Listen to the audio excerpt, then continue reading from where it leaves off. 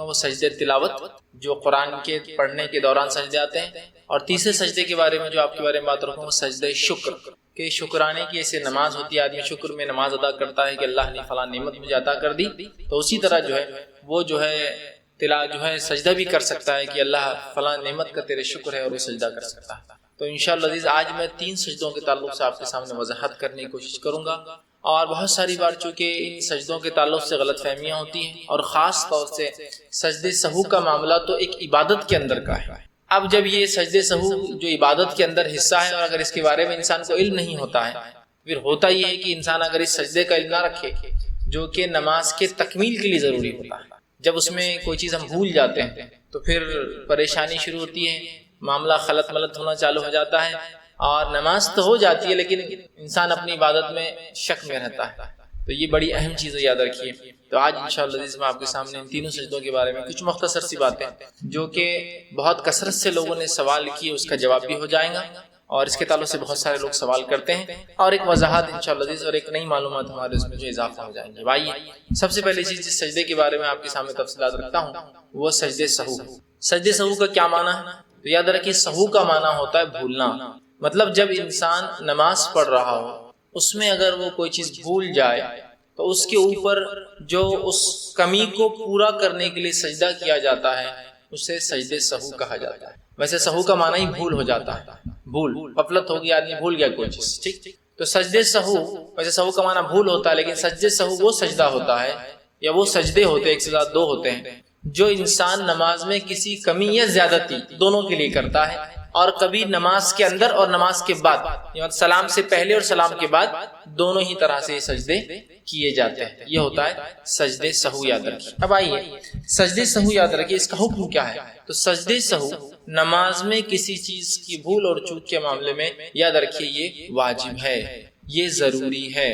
جب ایک انسان نماز میں کوئی بھول چوک کر بیٹھتا ہے جو اسے یاد نہیں آتی ہے، چاہے رکعتوں کی کمی ہو، میں قاعدہ بھول گیا پہلا والا، ایسا لگ رہا ہے کہ میں جو ہے سجدہ بھول گیا ایک کرنا، ایسا لگ رہا ہے کہ ایک رکوع میں نہیں کر پایا، ایسا لگ رہا ہے کہ میں نے 2 کے بدلے 3 رکعت پڑھ دیا، ایسا لگ رہا ہے کہ میں نے 4 کے بدلے 3 ہی نماز پڑھی ہے، ایسا لگ رہا ہے کہ میں نے 5 کر دیا۔ تو مختلف بہرحال سجدے مختلف ہو سکتے ہیں، ظاہر سی بات ہے سہو کس قسم کا ہوا انشاءاللہ اس کی تفصیلات میں رکھوں گا کہ سہو کس قسم کا ہو تو سجدے کس قسم کے ہوں گے اس میں، لیکن بتانے کا مقصد یہ تھا کسی بھی قسم کی کمی اور زیادتی پر نماز کے اندر سجدے سہو کرنا واجب ہے، اور بہت سارے ائمہ اور جو ہے مجتہدین کا اس پہ یہی قول ہے، اور اصحاب رسول صحابہ کا یہی معمول تھا، اور رسول اللہ صلی اللہ علیہ وسلم خود عمل سے یہ بات ظاہر ہے کہ آپ سجدے سہو لوگوں کو کرایا کرتے تھے جب آپ سے نماز میں کوئی بھول چوک ہو جاتی۔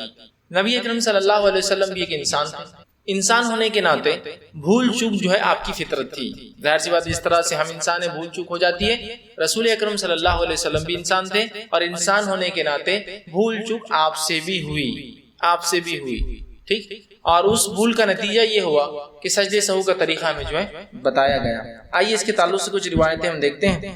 نبی اکرم صلی اللہ علیہ وسلم کے تعلق سے آتا ہے، اور حدیث کے الفاظ اس طرح سے ہیں، اور یہ حدیث جو ہے صحیح مسلم کی روایت ہے، آپ صلی اللہ علیہ وسلم کے تعلق سے آتا ہے۔ ابو سعید خدری رضی اللہ عنہ فرماتے ہیں کہ رسول اکرم صلی اللہ علیہ وسلم فرمایا اور کہا، تم میں سے جب کسی کو نماز میں شک ہو جائے کہ اس نے کتنی رکعتیں ادا کی ہے، مطلب اس کو ڈاؤٹ ہے، شک ہے کہ کتنی رکعتیں اس نے ادا کی ہے، تو اگر رکعتیں ادا کی ہیں 3 یا 4، اب وہ کنفیوژن ہے، 4 رکعت کی نماز ہے، اس کو شک ہو رہا 3 یا 4، تو ایسی صورت میں شک کو نظر انداز کر دینا چاہیے، شک کو نکال دینا چاہیے، اس لیے کہ کوئی بھی عبادت شک میں کرنا شریعتاً درست نہیں ہے۔ تو آپ فرما رہے ہیں شک کو نکال دینا چاہیے، تو ہم بھی کوشش کریں کہ اس شک کو نکال دیں، اور پھر آپ فرماتے ہیں شک کو نکال دیں اور یقین پر نماز کی بنیاد رکھیں، یقین کر لے کہ 3 ہوا سمجھ لیجیے، یقین کر لے کہ 2 ہوئی سمجھ لیجیے، سمجھ رہے، یقین کر لے، یقین پر بنیاد رکھیں، پھر سلام پھیرنے سے پہلے سہو کے 2 سجدے کریں۔ پہلے یقین کر لے، مثال کے طور پر میں نماز میں ہوں، مجھے ڈاؤٹ ہو رہا ہے کہ میں نے 3 رکعت پڑھی ہے 4، تو یقین کر لے، اور ظاہر سے یقین کم پر زیادہ ہوتا ہے، زیادہ کے بنے ہے نا، 3 پر یقین ہو سکتا ہے، چونکہ شک کیا ہے 3 یا 4، تو 3 پر یقین کر لے، پھر 1 رکعت پڑھ لیا، مطلب 4 کر لیا اپنے آپ کے حساب سے، وہ کتنے ہوئے واللہ اعلم۔ اس کے بعد جو ہے آپ سجدے سہو کر لے سلام سے پہلے، تو آپ فرماتے ہیں تو پھر جو ہے نماز کی بنیاد رکھے، پھر سلام پھیرنے سے پہلے جو ہے سہو کے 2 سجدے کرے۔ بس اگر تو نے اگر 5 رکعتیں پڑھی ہوں گی، ٹھیک، مطلب آدمی نے اگر 3 پڑھی تو تو یہ سہو کا سجدہ اس کو 4 کر دیں گا. اگر 5 پڑی ہوئی تو یہ 2 سجدے اسے اچھی جو ہے چھٹی رکعت کے قائم مقام کر دیں گے اور جو ہے اسے 6 بنا دیں گے اور پہلی 4 رکعت الگ اور یہ 2 رکعت نفل کا اسے ثواب ملیں گا. تو دیکھیے حدیث نے بہت ساری چیزوں کی وضاحت کی. پہلا، نماز میں شک ہو بھول چوک ہو جائے تو سجدے سہو کرے. شک ہے کہ 3 پڑھی یا 4 پڑھی تو سجدے سہو کر لے. اگر 4 پڑھ لی تھی اور 5ویں ہو گئی، 5 کا بھی لفظ آ رہا ہے، کیوں؟ اس کو شک تھا نا 3 اور 4 پڑھا، کیا پڑھا اس نے؟ اور اس نے سمجھ لیجئے وہ تیسری رکعت جس کو سمجھا وہ چوتھی تھی اس کی، تو اس نے جو 1 رکعت اضافہ کر دی جس کو وہ 3 سمجھ کے 4 کر رہا تھا، تو اصل میں ہوگی 4 کے بعد 1 5ویں رکعت. تو جو 5 پڑھ لی اس نے، مطلب 4 اس کی ہو گئی تھی، غلطی ہوئی، 5 پڑھ لی، تو سجدے سہو یہ 2 سجدے 1 رکعت کے برابر ہوتے ہیں، 1 رکعت کے. تو یہ 5ویں رکعت جو زیادہ پڑھ لی وہ 2 سجدے سہو مل کر یہ ہو گئی 6 رکعتیں. تو یہ 2 نفل کا ثواب مل گیا اور یہ 2 جو ہے 4 اس کی فرض ہو گئی.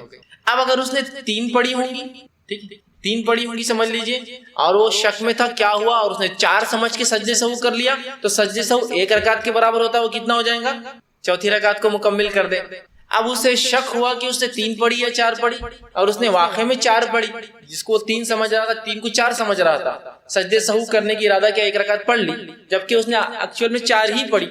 تو اگر 4 پڑھنی تھی، غلطی سمجھا اس نے، سجدے سہو کر لیا اور حقیقت میں 4 ہی پڑھی، تو یہ سجدے سہو شیطان کو رسوا کرنے کے لیے کافی ہو جاتا ہے. تو 1 رکعت کے قائم مقام ہے، اگر رکعتیں برابر ہے تو سجدے سہو کی وجہ سے شیطان ذلیل ہوتا ہے. اس لیے کہ چونکہ شیطان ظاہر سی بات ہے اس نے آپ کو بھول ڈالی، شیطان ہی تو بھول ڈالتا ہے نا نماز میں عبادت میں. تو ظاہر سی بات ہے جب آپ سجدہ سہو کرتے ہیں اور اگر برابر رکعتیں تھی لیکن آپ کو شک ہوا، جیسا آپ کو لگ رہا ہے کہ میں نے 4 پڑھی یا 3 پڑھی، جبکہ آپ نے برابر 3 پڑھی اور آپ نے اس کو 3 سمجھ کے پھر چوتھی کیا، تو 4 ہی رکعت ہوئی. لیکن سجدے سہو کی وجہ سے شیطان ذلیل ہو گیا. آپ کو لگا 3 ہے 4 ہے، جبکہ آپ نے 4 برابر پڑھی تھی، آپ نے ایک اور کھڑے ہو گئے، آپ 4 مطلب 3 سمجھ کے کھڑے 5 ہی پڑھ لی. سجدے سہو مل کر کیا ہو گیا؟ 2 رکعتیں بن گئی، 2 رکعت نفل کا ثواب.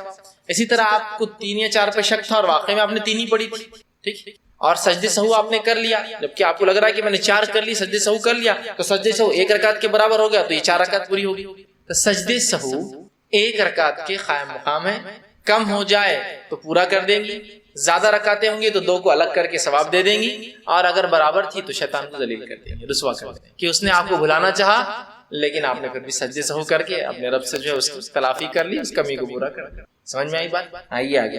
نبی اکرم صلی اللہ علیہ وسلم فرماتے ہیں، اسی طرح عبد الرحمن ابن عوف رضی اللہ عنہ اس حدیث کے راوی ہیں، اور یہ حدیث جو ہے سلسلۃ احادیث صحیحہ جامع ترمذی اور مسند احمد کی روایت ہے. آپ صلی اللہ علیہ وسلم فرمایا، وہ کہتے ہیں عبد الرحمن ابن عوف رضی اللہ عنہ کہتے ہیں، جب تم میں سے کسی کو اپنی نمازوں میں شک ہو جائے اور اسے علم نہ ہو کہ اس نے کتنی رکعتیں پڑھی، اب وہ کنفیوز ہے کتنی رکعتیں میں نے پڑھی، تو آپ صلی اللہ علیہ وسلم فرماتے ہیں کہ اس نے 1 رکعت پڑھی یا 2 رکعت پڑھی. اگر آپ کو شک اس میں فجر میں یا کوئی نفل نماز 2 رکعت کی پڑھ رہے ہیں، اب فجر میں سمجھ لیجیے فرض نماز پڑھ رہے ہیں، اب 2 پڑھی یا 1 پڑھی، تو آپ فرماتے پھر وہ 1 سمجھ لے، اس کو 1 گن لے. چونکہ اسلام کیا کہہ رہا ہے آپ کو؟ یقین کی طرف جائیے. زیادہ تو شک کا معاملہ ہے لیکن کم تو یقین ہے نا. تو اگر 2 پڑھی یا 1 پڑھی شک ہو رہا تو کتنا ماننا چاہیے؟ 1 ماننا چاہیے، چونکہ 1 زیادہ قریب ہے یقین کے بنسبت 2 کے مقابلے. اگر اسے شک ہے 2 پڑھی یا 3 پڑھی، ایسا وہ 4 رکعت کی نماز پڑھ رہا ہے، اب 2 اور 3 میں شک، یا مغرب پڑھ رہا ہے 2 اور 3 میں شک ہو گیا اس کا، تو پھر کس پر آپ فرماتے 2 پر یقین کر لے. اسے شک ہے 3 پڑھی یا 4 پڑھی تو 3 پر یقین کر لے. حدیث کے الفاظ آپ نے فرمایا اسے علم نہ ہو کہ 3 پڑھی یا 1 پڑھی یا 2 تو پھر 1 پہ یقین کر لے، 2 پڑھی یا 3 تو 2 پہ یقین کر لے، 3 پڑھی یا 4 تو 3 رکعت پہ یقین بنا لے کہ میں 3 ہی پڑھی میں نے. پھر جب وہ اپنی نماز سے فارغ ہو تو سلام پھیرنے سے پہلے بیٹھے ہوئے ہی 2 سجدے کر لے. مطلب جب نماز سے فارغ ہونے سے پہلے تو شک کو نکال کے یقین کی طرف چلا جائے، نماز ختم کرنے سے پہلے سلام سے پہلے 2 سجدے کر لے. یہ ہوا سجدے سہو، ٹھیک ہے. اسی طرح تیسری روایت جس میں آپ صلی اللہ علیہ وسلم سجدے سہو کے تعلق سے بیان کیا، یہ صحیح بخاری کی روایت آپ فرماتے اور کہتے ہیں، اور حدیث کے الفاظ اس طرح سے ہیں کہ اللہ کے رسول صلی اللہ علیہ وسلم ہمیں 2 رکعت نماز پڑھا کر، اللہ کے رسول نے نماز پڑھائی، صحابی کہتے ہیں 2 رکعت نماز پڑھا کر درمیانی تشہد کے لیے بیٹھے بغیر ہی کھڑے ہو گئے. آپ صلی اللہ علیہ وسلم نے 2 رکعت نماز پڑھائی، اب تیسری رکعت کے لیے آپ کو قاعدہ کرنا ہے پھر اٹھنا ہے، تو آپ نے بغیر قاعدہ کرے کہ آپ سیدھے اٹھ گئے. اس کے بعد لوگ بھی آپ کے ساتھ اٹھ گئے، چونکہ امام کی اتباع لازم ہے، لوگ بھی آپ کے ساتھ اٹھ گئے، اور ابھی سجدے سہو کا طریقہ شاید صحابہ کو نہیں پتا تھا، اس لیے صحابہ خاموشی سے اٹھ گئے، اور رسول اللہ چونکہ شارح تھے، شریعت آپ پر اترتی تھی، تو صحابہ ڈرتے بھی تھے کہ ہو سکتا یہ سجدہ ختم ہوگا، یہ قاعدہ ختم ہوگا، یہ رکعتیں کم ہوگی، سوچتے تھے، تو صحابہ کھڑے ہو گئے، ٹھیک کھڑے ہو گئے۔ جب آپ صلی اللہ علیہ وسلم اپنی نماز پوری کرنے کے قریب ہوئے، مطلب قاعدے میں بیٹھے، جو کہ دوسرا قاعدہ ہونا چاہیے تھا لیکن آپ کا پہلا ہی قاعدہ تھا، قریب تھے، تو ہم آپ صلی اللہ علیہ وسلم کے سلام کا انتظار کرنے لگے کہ آپ صلی اللہ علیہ وسلم آپ سلام پھیریں گے، تو آپ صلی اللہ علیہ وسلم نے سلام پھیرنے سے پہلے تکبیر کہی، اور تکبیر کہہ کر آپ سجدے میں چلے گئے بیٹھے ہوئے، اور آپ نے 2 سجدے کیے، اور 2 سجدوں کے بعد السلام علیکم ورحمۃ اللہ، السلام علیکم، سلام پھیرا، ٹھیک ہے۔ تو اس سے ہی پتہ چلا کہ نماز میں کوئی چیز کمی ہو گئی تھی نا، کیا کم ہو گیا تھا؟ قاعدہ کم ہو گیا تھا، قاعدہ کم ہو گیا تو رسول اللہ نے کیا کیا اس کے لیے؟ سجدے سہو کرا دیا۔ تو سجدے سہو کسی بھی چیز کی کمی اور کسی بھی چیز کی زیادتی کے لیے نماز میں کیا جائے گا، سلام سے پہلے اور سلام کے بعد، دونوں طریقے انشاءاللہ آخر میں دونوں کی تفصیلات بھی رکھوں گا، ٹھیک۔ اسی طرح جو ہے عبد الرحمن ابن عوف رضی اللہ عنہ فرماتے ہیں، سجدے سہو کے تعلق سے جو بات آتی ہے، اور یہ صحیح مسلم کی روایت ہے، آپ نے فرمایا اور کہا کہ اللہ کے رسول صلی اللہ علیہ وسلم نے عصر کی نماز پڑھائی اور 3 رکعت پڑھائی، آپ صلی اللہ علیہ وسلم نماز کے لیے کھڑے 3 رکعت پڑھائی، اور اس کے بعد سلام پھیر دیا، پھر اپنے گھر میں داخل ہو گئے۔ آپ صلی اللہ علیہ وسلم 3 رکعت نماز پڑھائی، سلام پھیرا اور گھر میں داخل ہو گئے۔ اس کے بعد صحابہ پہنچے اور کہا اللہ کے رسول کیا نماز میں کچھ کمی ہو گئی ہے؟ کیا بات؟ تو کہا آپ نے آج جو ہے 3 رکعت ہی نماز پڑھائی، تو کہا میں نے 3 پڑھائی۔ آپ نے کہا کوئی اور ہے جو بولیں گے؟ تو ایک اور صحابی نے کہا اللہ کے رسول ہاں آپ نے 3 رکعت پڑھائی۔ تو آپ صلی اللہ علیہ وسلم نے جب یہ سنا تو آپ نے جو آپ نے 1 رکعت پڑھی، 1 رکعت پڑھنے کے بعد آپ نے سلام پھیر دیا، پھر 2 سجدے کیے اور پھر سلام پھیر دیا۔ اب یہ دوسرا طریقہ آ رہا ہے، وہ پہلی روایت جو میں نے جمع کی تھی وہ پہلے طریقے کے بارے میں تھی، وہ نماز کے اندر کا ہے، یہ نماز کے باہر کا ہے، اس لیے میں نے کہا سلام سے پہلے اور سلام کے بعد۔ سلام سے پہلے مطلب نماز میں جب غلطی یاد آ جائے، سلام کی بات کا مطلب نماز کے بعد کوئی غلطی یاد آئے۔ رسول اللہ صلی اللہ علیہ وسلم نے سلام پھیر دیا، چلے گئے، 3 رکعت پڑھی تھی۔ صحابہ پہنچے، عبد الرحمن بن عوف رضی اللہ عنہ، اللہ کے رسول آپ نے کم پڑھائی۔ آپ نے کہا کیا بات ہے عبد الرحمن؟ ابوبکر صدیق آئے کہ اللہ کے رسول ہاں آپ نے کم پڑھائی۔ تو اللہ کے رسول آئے، 1 رکعت پڑھائی، چونکہ آپ نے 3 ہی پڑھائی تھی نا، 1 رکعت پڑھائی، 1 رکعت پڑھانے کے بعد آپ نے کیا کیا؟ سلام پھیرے، سلام پھیرنے کے بعد 2 سجدے کیے اور پھر سلام پھیرا۔ یہ ہوا سلام کے بعد کے سجدے سہو کا طریقہ۔ انشاءاللہ اس کو کیٹیگری وائز بعد میں اور ایکسپلین کروں گا آپ کو کہ نماز کی غلطیاں نماز کے بعد، اور زیادتی اگر ہو جائے نماز کے بعد تو کیا کریں گے؟ جیسے 5 رکعت پڑھ کے اٹھ گیا میں، تو اب کون سا سجدے سہوں گا؟ 3 رکعت پڑھ کے اٹھ گیا تو کون سا سجدے سہوں گا؟ اور نماز میں کنفیوژن ہو تو کون سا سجدے؟ آخر میں انشاءاللہ اس کو کیٹیگری کروں گا میں، ٹھیک۔ تو یہ دوسرا طریقہ ہوا۔ پہلا طریقہ نماز میں یاد آ جائے تو صرف کیا کرنا ہے؟ تشہد یقین کر لینا ہے، تشہد پورا پڑھنا ہے، ٹھیک ہے، 2 سجدے کرنا ہے اور سلام پھیرنا ہے۔ نماز کے بعد سلام پھیر کے رسول اللہ نکل گئے ہیں، آپ عصر کی نماز پڑھا کر چلے گئے 3 رکعت، بتایا گیا 1 رکعت نماز پڑھی، 1 رکعت کے بعد آپ نے کیا کیا؟ سلام پھیرا، سلام پھیرنے کے بعد 2 سجدے کیے اور پھر سلام پھیرا۔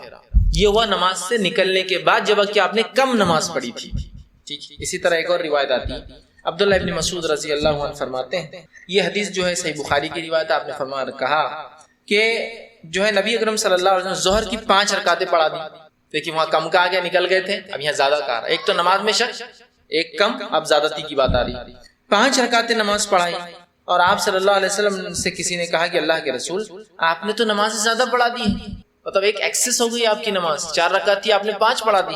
جب نبی اکرم صلی اللہ علیہ وسلم یہ بتایا کہ آپ نے نماز زیادہ پڑھا دی ہے تو آپ نے فرمایا نہیں، ٹھیک، لیکن بات کیا ہے؟ آپ نے پہلے انکار کر دیا نہیں ایسا نہیں ہے، بات کیا ہے؟ تو دوسرے صحابی آئے کہ اللہ کے رسول ہاں آپ نے زیادہ پڑھا دیا، 5 رکعت پڑھا دی۔ تب اللہ کے رسول تو لوگوں نے کہا کہ آپ نے 5 رکعت، مطلب ایک گواہی نہیں، ایک سے زیادہ گواہی لینا چاہیے امام کو جب اس کی نمازوں میں کوئی کہہ رہا ہے کمی اور زیادتی ہو۔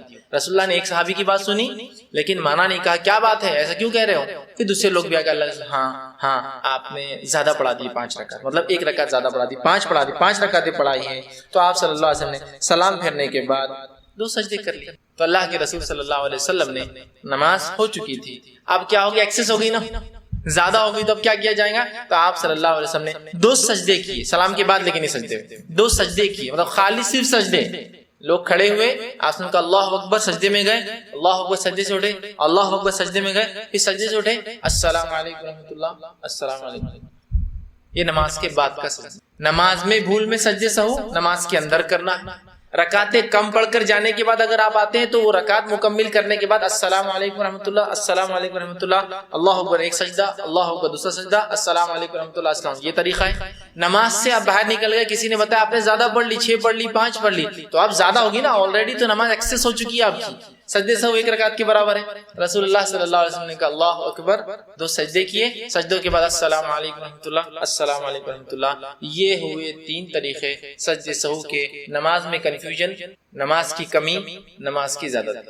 اب جو کچھ ہمارے پاس ہوتا ہے بولنے کی ضرورت نہیں. کچھ بھی ہوا چلو پھر سے نماز، اللہ اکبر. 5 رکعت پہلے ظہر ہو گئی، پھر 4 رکعت اور. ٹوٹل ظہر کی کتنی فرض پڑے آپ نے آج؟ 9 رکعت. پھر کو بولے ارے دوسری میں گڑبڑ ہوئی، چلو پھر سے کھڑے ہوں گے اپن، پھر تو ایک اور 4 رکعت، پھر کتنی ہو گئی؟ 13 رکعت. ماشاءاللہ آج کی تو بہت زبردست ظہر. ایک صاحب ایک مرتبہ آئے کہ آج کی فجر کی نماز میں تو بڑا مزہ آیا. میں نے کہا کیا بات ہے؟ تو بولے آج کی فجر میری 6 رکعت فرض ہوئی. میں نے کہا ماشاءاللہ 6 رکعت فرض فجر کی. تو کہا میں سمجھ گیا کیا ہوا ہوگا مسجد میں. بولے میں پہلے مسجد میں گیا، نماز کے لیے کھڑا ہوا، امام صاحب سے غلطی ہوئی، سجدے سہو بھول گئے. لوگوں نے کہا امام صاحب غلطی، سجدے سہو.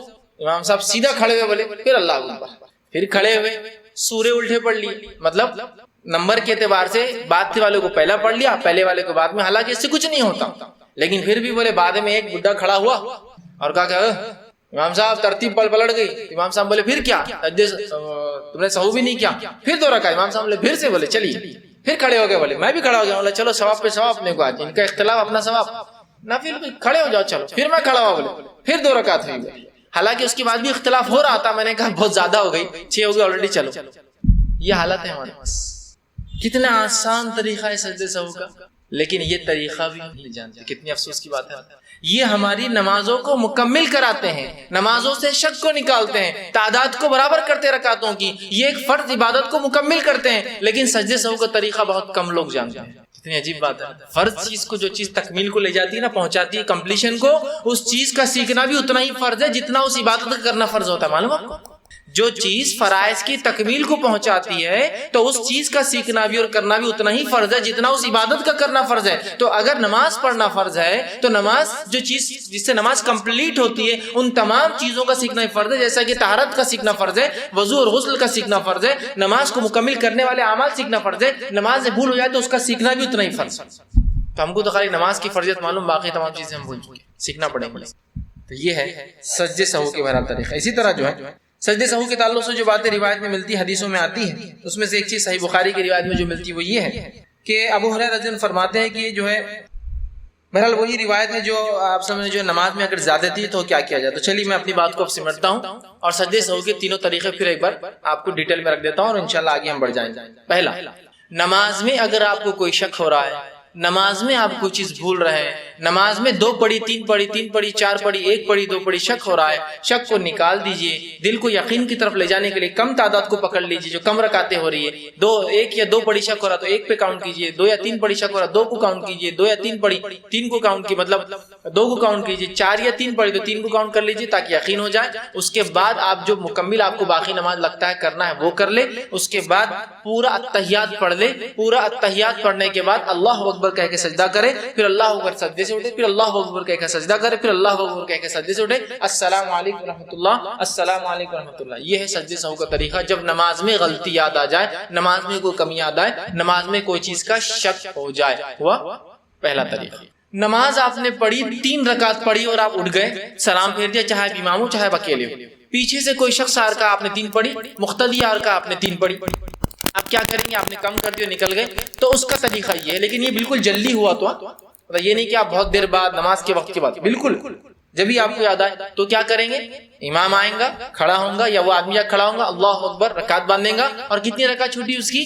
1 رکعت چھوٹی. تو 1 رکعت پڑھیں گا جیسے اس کے پڑھنے کا حق ہے. سورہ فاتحہ پڑھیں گا چونکہ آخری رکعت چھوٹی تھی اس کی. رکوع کریں گا، سب کریں گا اور مکمل ہو گیا قاعدے میں 1 رکعت پڑھ کر قاعدہ کریں گا. قاعدے میں مکمل پڑھ لیں گا. تشہد میں جو جو دعائیں ہوتی ہیں، التحیات ہے، درود ہے، اور اس کے بعد دعائے معصورہ جو کہتے ہیں پڑھ لیا. وہ سب پڑھنے کے بعد وہ کہیں گا السلام علیکم رحمۃ اللہ، السلام علیکم رحمۃ اللہ، اللہ اکبر. سجدے میں جائیں گا، اللہ اکبر، سجدے سے اٹھیں گا، اللہ اکبر، سجدہ کریں گا، اللہ اکبر، سجدے سے اٹھیں گا، السلام علیکم رحمۃ اللہ، السلام علیکم. یہ ہوا نماز سے نکلنے کے بعد جبکہ تعداد کم تھی. ہو گیا طریقہ. یاد رکھیے وہ پہلا سلام جو آپ پھر کے سجدہ کریں گے 2، اس کے بعد پھر سے اتحیات نہیں پڑھنا ہے، آپ پورا اتحیات پہلے پڑھ لینا ہے. پہلے کیس میں بھی پورا پڑھنا ہے، دوسرے کیس میں بھی پورا پڑھنا ہے. سلام کیا 2 سجدے اور سلام ہے صرف. پہلے اس میں پورا پڑھنے کے بعد 2 سجدے اور سلام. سمجھ گیا بات؟ اب آپ نماز سے باہر نکلے، امام ہو یا مقتدی ہو، یا معاف کرنا امام ہو یا انفرادی نماز پڑھ رہے ہو، اور کسی نے کہا آپ نے 5 رکعت نماز پڑھ لی. بھائی صاحب امام صاحب 5 رکعت ہو گئی آپ کی، اب تو ایکسس ہو گیا نا آلریڈی. تو صرف امام آئیں گا، اللہ اکبر کہیں گا، سب لوگ اللہ اکبر کہے کے سجدے میں ساتھ جائیں گے. ٹھیک ہے، پھر اٹھیں گے اللہ اکبر سجدے سے، اور یہ سجدے بیٹھ کے ہی ہو رہے ہیں. ذرا سجدے میں چلا گیا، پھر اٹھا اللہ اکبر، اٹھا پھر اللہ اکبر سجدے میں گیا، پھر اللہ اکبر سجدے سے اٹھا، السلام علیکم رحمۃ اللہ، السلام علیکم. ہو گئے. یہ ہے سجدے سہو کا طریقہ. نماز میں یاد آئے تو، نماز کے بعد کمی کا اظہار ہو تو، نماز کے بعد زیادتی کا اظہار. یہ ہے سجدے سہو کے طریقے. اب ہمارے پاس ایک عجیب معاملہ ہے، یہ 2 سجدے سہو کے طریقوں کو ہر بار ہم ملا کر لیتے ہیں، کمبائن کر کے. کیسے؟ نماز میں غلطی ہوگی، نہیں ہم تو حنفی ہیں. میرے بھائی حنفی شافعی کچھ نہیں ہوتا جب معاملہ کتاب و سنت سے واضح ہو. جب معاملہ کتاب و سنت سے واضح اور کلیئر نہ ہو تو آپ جس عالم کو بہتر سمجھے آپ بات لیجئے، اس میں کوئی مسئلہ نہیں. بھائی اس مسئلے میں حنفی ہوں، کوئی بات نہیں. اس مسئلے میں ہم شافعی کی رائے مجھے پسند ہے، کوئی بات نہیں. اس مسئلے میں جہاں قرآن حدیث سے بات ثابت نہیں، امام مالک کی رائے کو میں ترجیح دیتا ہوں، کوئی بات نہیں. اس مسئلے میں جو کوئی صحیح دلیل نہیں مل رہی تو امام احمد بن حنبل کی رائے کو ترجیح دیتا ہوں، کوئی بات نہیں. اس مسئلے میں جو ہے میں فلاں چیز مجھے نہیں ملتی تو میں آج کے دور کے کسی عالم کو بن باز کی رائے کو بہتر سمجھتا ہوں، کوئی بات نہیں. لیکن یہ تمام چیزیں کب ہوں گی؟ اللہ کی کتاب، اس کے رسول کی سنت اور اصحاب صحابہ کی کوئی اقوال یا آثار نہ ہو تب لیا جائے گا. تب میں حنفی شافعی آپ بولنے میں کوئی مسئلہ نہیں کہ میں اس معاملے میں یہ رائے میں رکھتا ہوں. یاد رکھیے اس لیے کہ بہت سارے بڑے بڑے علماء ہیں جو اپنے نام کے آگے لگایا کرتے تھے، جیسے کہ علامہ ابن کثیر کے نام کے آگے آپ کو ملیں گا شافعی لگا ہوا ہے نام کے آگے، یا امام جو خدامہ حنبلی لگا ہوا ہے نا ان کے آگے، ہے نا. تو اس کا معنی یہ کہ جب قرآن حدیث میں اور آثار صحابہ میں یا ان کے اقوال ہمیں کچھ نہیں ملتا ہے تو ہم اس امام کو لیتے ہیں، کوئی مسئلہ نہیں. اپنے آپ کو اس طرف منسوب کرنا، وہ تعصب کی بنیاد پہ منسوب نہیں کرتے جیسے ہم تعصب کی بنیاد پہ کرتے ہیں، ویسا نہیں تھا. وہ کنفرمسٹ نہیں تھے جیسے آج ہم ہو چکے مخلد، ویسے نہیں تھے. وہ تو اطاعت کے معاملے میں تھا کہ اب کوئی بات سمجھ میں نہیں آ رہی تو کس کی رائے لوں. بہتر ہے آج کے زمانے سے بہتر ہے قدیم جو علماء تھے جو قرآن حدیث سے قریب تھے، زمانہ نبی نبوت سے قریب تھے، صحابہ سے زیادہ بہتر ہے نا. ٹھیک ہے، نہیں بابا حنفی ہے تو امام ابو حنیفہ کی بات لی جائے. کب؟ جب قرآن حدیث سے بات نہ ملے تو ہمارے پاس کیا ہوتا ہے؟ نماز میں غلطی ہوئی، اس کے بعد 2 سجدوں کے طریقے سہو کے ملا دیے جاتے ہیں، مکس. کیسا؟ ایک ہے نماز کے اندر غلطی یاد آئے تو پورا پڑھ کر سلام سجدے کر کے سلام پھیرنا ہے، اور نماز کے بعد اگر ہو تو اس کے اندر سلام پھیر کر سجدے کر کے پھر سلام کرنا ہے. اب دونوں کو مکس کر لیا گیا. دیکھیے غلطی ہوئی تو امام پہلے اتحیات پورا پڑھ لیتا ہے. ٹھیک، اتحیات کے بعد کہتا ہے السلام علیکم رحمۃ اللہ، آدھا سلام، کیوں تو بولے حدیث میں الفاظ ہے سلام کرتے رسول اللہ. اب سلام کرتے بولے تو آدھا سلام کرے اللہ کے رسول نے. حدیث میں آتا رسول اللہ نماز کیا سلام کرتے تو کسی نے کیا یہ مانا لیا آدھا سلام کرتے کہ تو ایک ہی لفظ سلام. 2 سلام کرتے لفظ نہیں سلام کیا تو سلام، تو وہ سلام بولے تو ایک سلام السلام علیکم، اس کے بعد پھر اللہ اکبر، پھر اللہ اکبر ہے سجدے کرتے ہیں، اور پھر اتحیات، اور پھر السلام علیکم رحمۃ اللہ. یہ 2 سجدے سہو کے طریقوں کو ملا دیا، جس میں سے پہلا طریقہ آدھا لیا، سلام پھیرتے تو صرف ایک پھیر دیا، اور دوسرا طریقہ پورا لیا. ایسا نہیں ہے میرے بھائیوں. کتنا کلیئر ٹیکسٹ ہے، کتنی واضح حدیثیں ہیں میں نے آپ کے سامنے، بغیر کسی اختلاف کی یہ حدیثیں. ایسا نہیں کہ ان کے پاس یہ ان کے پاس یہی ہے سب کے پاس. تو اس بات کو سمجھنا. لیکن دوسرا امام صاحب اگر ایسا کرے تو ہم کیا کریں؟ بہت سے لوگ کیا کرتے ہیں امام صاحب السلام علیکم رحمۃ اللہ کے 2 سجدے کرے، ہمارا آدمی بولتا نہیں میں قرآن حدیث کو نہیں مانوں گا، یہ بات کو میں نہیں کروں گا، ایک سلام سیدھا امام صاحب سجدے کروں گا. نہیں، آپ کو کرنا پڑے گا، اس لیے کہ امام کی اتباع پر واجب ہے، چاہے اس غلطی میں آپ تھے یا چاہے اس غلطی میں آپ نہیں تھے اس کی. کیونکہ امام نے کی غلطی تو آپ کو کرنا پڑے گا. یہ بات مقتدی نے کی غلطی تو امام کو کچھ نہیں کرنا اور مقتدی کو بھی نہیں، لیکن امام کو کر امام کی غلطی تو آپ کو، جیسے آپ تیسری رکعت میں ملے امام نے پہلی رکعت میں غلطی کی تھی، کوئی آپ نہیں تھے اس غلطی میں لیکن پھر بھی آپ کو کرنا پڑا تو آپ کو پھیرنا ہی پڑے گا. یہ مجبوری ہے. لیکن لوگوں کو چاہیے وہ علم کو عام کرے، چیزوں کو سمجھنے کی بہرحال وہ کوشش کرے. اسی طرح جو ہے جو باتیں ہم کو ملتی ہے جو سجدے کے تعلق سے، یہ تو 3 طریقے بہرحال میں نے آپ کے سامنے پورے وضاحت کر دی. اب سجدے سہو کے لیے یاد رکھیے 2 سجدے آپ کو کرنا ہے، ایک سجدہ نہیں کرنا ہے. سجدے سہو کے لیے ہم کو 2 سجدے کرنا، جتنی تفصیلات آئی بہرحال ہم نے دیکھا وہ 2 سجدوں کے تعلق سے ہی آئے، اور یہی جو ہے سنت ہے اور یہی طریقہ ہے. سجدہ کرتے یا سجدے کرتے حدیث میں الفاظ سجدہ ہے تو یہ نہ سمجھے کہ آپ ایک بلکہ ہم کو 2 کرنا ہے. اب اگر آپ نماز سے باہر نکلے، 3 رکعت پڑھ کر نکلے اور بہت دیر ہو گئی اور بہت دیر بعد کسی نے یاد دلایا کہ آپ نے 3 رکعت پڑھی تھی، تو آپ علماء لکھتے ہیں چونکہ وہ بہت دیر ہو چکی ہے، نماز نکل چکا ہے، رسول اللہ صلی اللہ علیہ وسلم نماز پڑھی تھی 3 رکعت، آپ سے اپنے گھر جا کر واپس آئے، بہت دیر ہو گئی، سمجھ لیجیے گھنٹہ 2 گھنٹے ہو گئے، اور کسی نے نماز کا وقت باقی ہے اور کسی نے یاد دلایا، تو یاد رکھیے اب آپ کو پوری نماز دہرانا پڑے گی، کیونکہ آپ بہت دیر کر چکے ہیں۔ اگر فوراً ہو جاتا ہے 5-10 منٹ میں کلیریفیکیشن تو ہو سکتی ہو سجدے، مطلب 1 رکعت پڑھ کر سلام، لیکن اگر بہت دیر ہو گئی تو آپ کو پوری 4 رکعت دہرانا پڑیں گی۔ اب ایک سوال لوگ کرتے ہیں، اگر سمجھ لیجیے سجدے سہو کی ضرورت تھی اور میں نے سلام پھیر دیا اور نماز کا وقت بھی ہو گیا، سمجھ لیجیے میں نے ظہر میں غلطی کی، سلام بھی ہو گیا، مجھے یاد نہیں آئی، اور مجھے اثر میں کسی نے بتایا آپ نے ظہر میں ایسا کیا تھا، اب کیا کروں؟ تو جو نماز کا وقت گزر چکا اس کے لیے کوئی سجدہ سہو نہیں ہوگا، چلا گیا، ہو گیا، اسی ٹائم میں کرنا تھا آپ کو، جیسا کہ نماز کا جو فرضیت کا وقت ہے اسی میں اس کا سہو ہونا چاہیے، وہ چلا گیا، اس کے لیے آپ کو کچھ بھی کرنے کی ضرورت نہیں۔ ایک اور سوال لوگ کرتے ہیں، اگر احتیاطاً، چونکہ نماز میں تو غلطی ہوتی ہے، ہمارے ہر آدمی کی ہوتی ہے نا، آپ کی ہوتی ہے، میری ہوتی ہے، ہر نماز میں سجدے سہو کر لیا جائے تو میں کہوں گا یہ شیطان کا وسوسہ ہے، آپ کو یہ شیطان کا وسوسہ ہوتا ہے، اس کا مطلب ہر نماز آپ شک میں پڑھ رہے ہیں، اسلام شک کی عبادت کو پسند نہیں۔ کچھ لوگ ہوتے ہیں احتیاطاً اور ہر نماز میں سجدے سہو کر لینا چاہیے، یہ احتیاط نہیں چلتی، ایسی احتیاط زکات میں کرتے کا، ایک زکات دے 1000 زکات ہے، دینے کے بعد احتیاطاً اور 1000 دے دینا چاہیے، اس لیے کہ پتہ نہیں قبول ہوئی نہیں، ایک حج کر لیا نہیں احتیاطاً ایک اور حج کر لینا چاہیے، پتہ نہیں پہلا حج قبول ہوا نہیں، کرتے کہ بولی ایک بار نکاح کا خطبہ ہو گیا نہیں احتیاطاً ایک اور بار پڑھ دو امام صاحب، اس لیے پتہ نہیں پہلا خطبہ ہوا نہیں ہوا، جسٹ کر لیجیے، کرتے ہیں کیا؟ کرتے ہیں کیا؟ تو نماز میں کیوں؟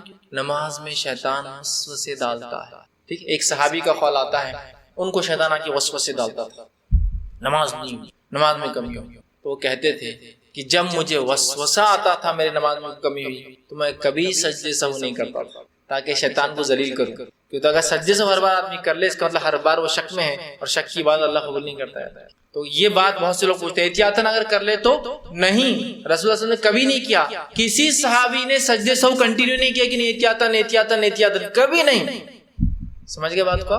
تو یہ احتیاطی والا چکر جو ہے آپ اس کو جو ہے چھوڑ دیں، ٹھیک۔ اسی طرح جو ہے رکعتوں کی شک کی تعداد میں سجدے سے ہو سکتا ہے، سجدے کی کمی سے ہو سکتا ہے، رکوع کی کمی سے ہو سکتا ہے۔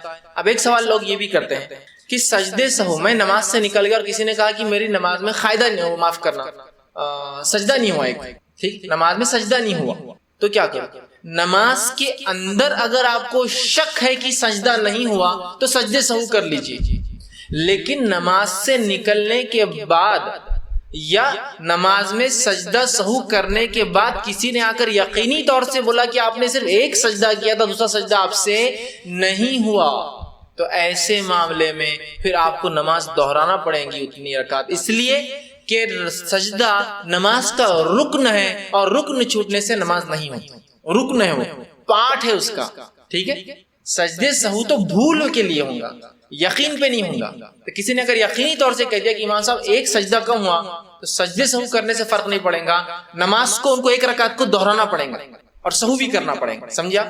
مثال کے طور پر امام نے 3 رکعت نماز پڑھائی، ٹھیک ہے، 4 رکعت نماز پڑھائی سمجھو عشاء، اور سجدے سہو اس نے کر لیا، اس کو ایسا شک ہو رہا تھا کہ ایک سجدہ ہوا یا نہیں ہوا، نماز کے بعد اگر کسی نے کہا آپ کا وہ سجدہ نہیں ہوا تھا تو ایک رکن چھوٹا ہے جو کہ معلوم ہو گیا، اور رکن چھوٹنے سے رکعت نہیں ہوں گی، لہٰذا ایک رکعت نماز وہ پڑھائیں گے اور پھر سجدے سہو کریں گے، سمجھے آپ بات کو؟ رکن چھوٹنے پر سجدے سہو اگر معلوم ہو جائے تو سجدے سہو نہیں ہوں گا، آپ کنفیوژن میں 3 ہوئی 4 ہوئی تو سجدے سہو ہو جائیں گا، قابل قبول ہے، ٹھیک۔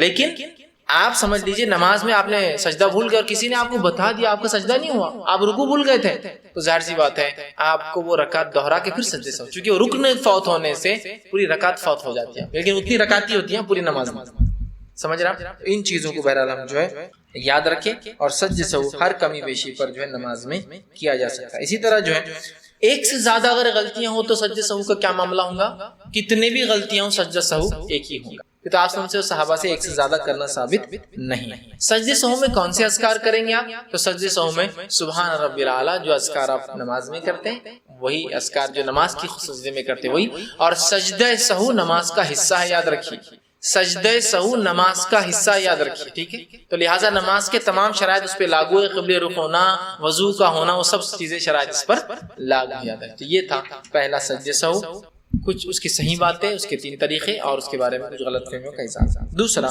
سجدہ تلاوت، یہ بھی قسم کا سجدہ ہی ہے، سجدہ تلاوت.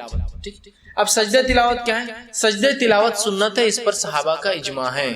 سجدہ تلاوت سنت ہے، اس پر صحابہ کا اجماع ہے، یاد رکھیں. ٹھیک. اس کی مشروعیت، اس کا مشہور ہونا، اس کا عمل میں لانا، رسول اللہ کا اس کو عمل کرنا، اس معاملے میں صحابہ کا اجماع ہے. اس معاملے میں کچھ اختلاف پایا جاتا ہے کہ واجب ہے یا سنت ہے، ضروری ہے یا سنت ہے. تو اس معاملے میں صحیح قول اور صحیح رائے ہے سجدہ تلاوت کا کرنا سنت ہے، واجب نہیں ہے. یاد رکھیں، سجدہ تلاوت کا کرنا سنت ہے، واجب نہیں ہے. انشاءاللہ میں آپ کے سامنے کچھ واقعات اور کچھ حالات رکھنے کی جو ہے صحابہ کے اقوال وہ رکھنے کی کوشش کرتا ہوں. آئیے، سب سے پہلی چیز جو ہے صحیح بخاری کی روایت ہے، آپ صلی اللہ علیہ وسلم فرما کہا، میں نے بلکہ جو ہے یزید بن ثابت رضی اللہ عنہ فرماتے ہیں، میں نے اللہ کے رسول صلی اللہ علیہ وسلم کو دیکھا کہ آپ نے سورہ نجم کی تلاوت کی اور آپ نے اس میں کوئی سجدہ نہیں کیا. مطلب آپ نے سورہ نجم کی تلاوت کی اور اس میں آپ نے کوئی سجدہ نہیں کیا، حالانکہ سورہ نجم میں ایک سجدہ آتا ہے.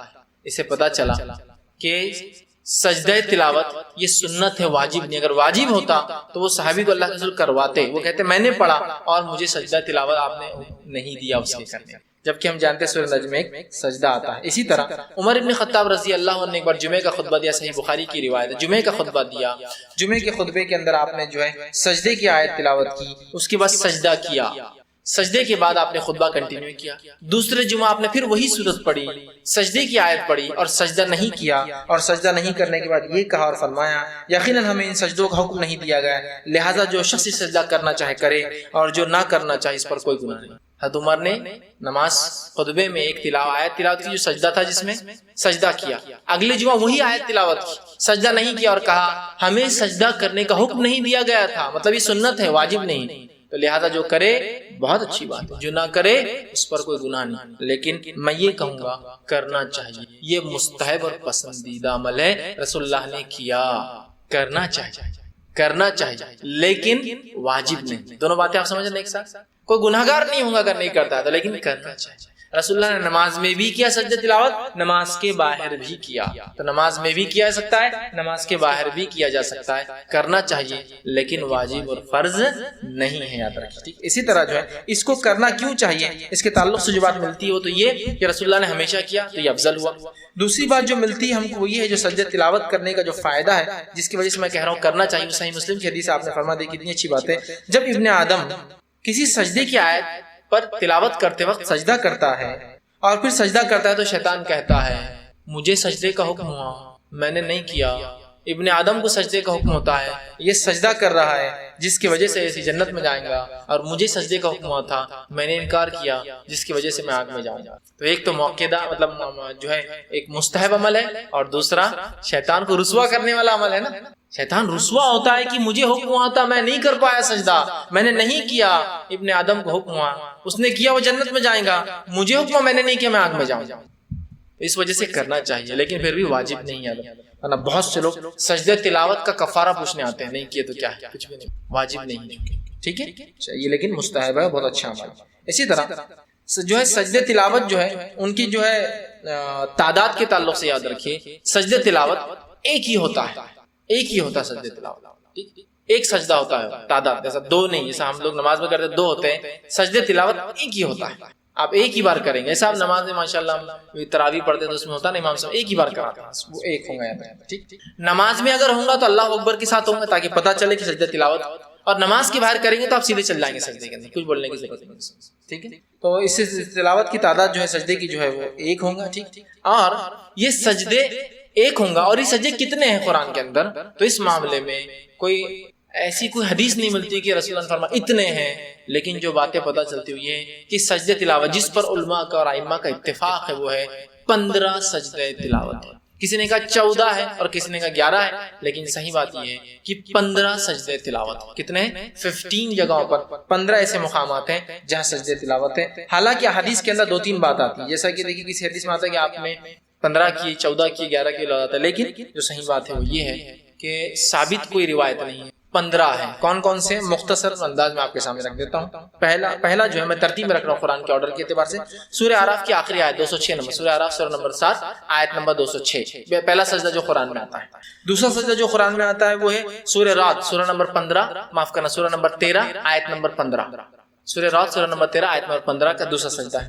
تیسرا سجدہ جو قرآن میں آتا ہے وہ سورہ نحل سورہ نمبر 16 آیت نمبر 50، سورہ نحل سورہ نمبر 16 آیت نمبر 50۔ چوتھا سجدہ جو قرآن کا آتا ہے وہ ہے سورہ الاسراء یا سورہ بنی اسرائیل سورہ نمبر 17 آیت نمبر 109، سورہ نمبر 17 سورہ بنی اسرائیل یا سورہ اسراء، اسے دو نام سوروں کے سورہ کے آیت نمبر 109۔ پانچواں سجدہ تلاوت ہے سورہ مریم سورہ نمبر 19 آیت نمبر 57، سورہ مریم سورہ نمبر 19 آیت نمبر 57 57۔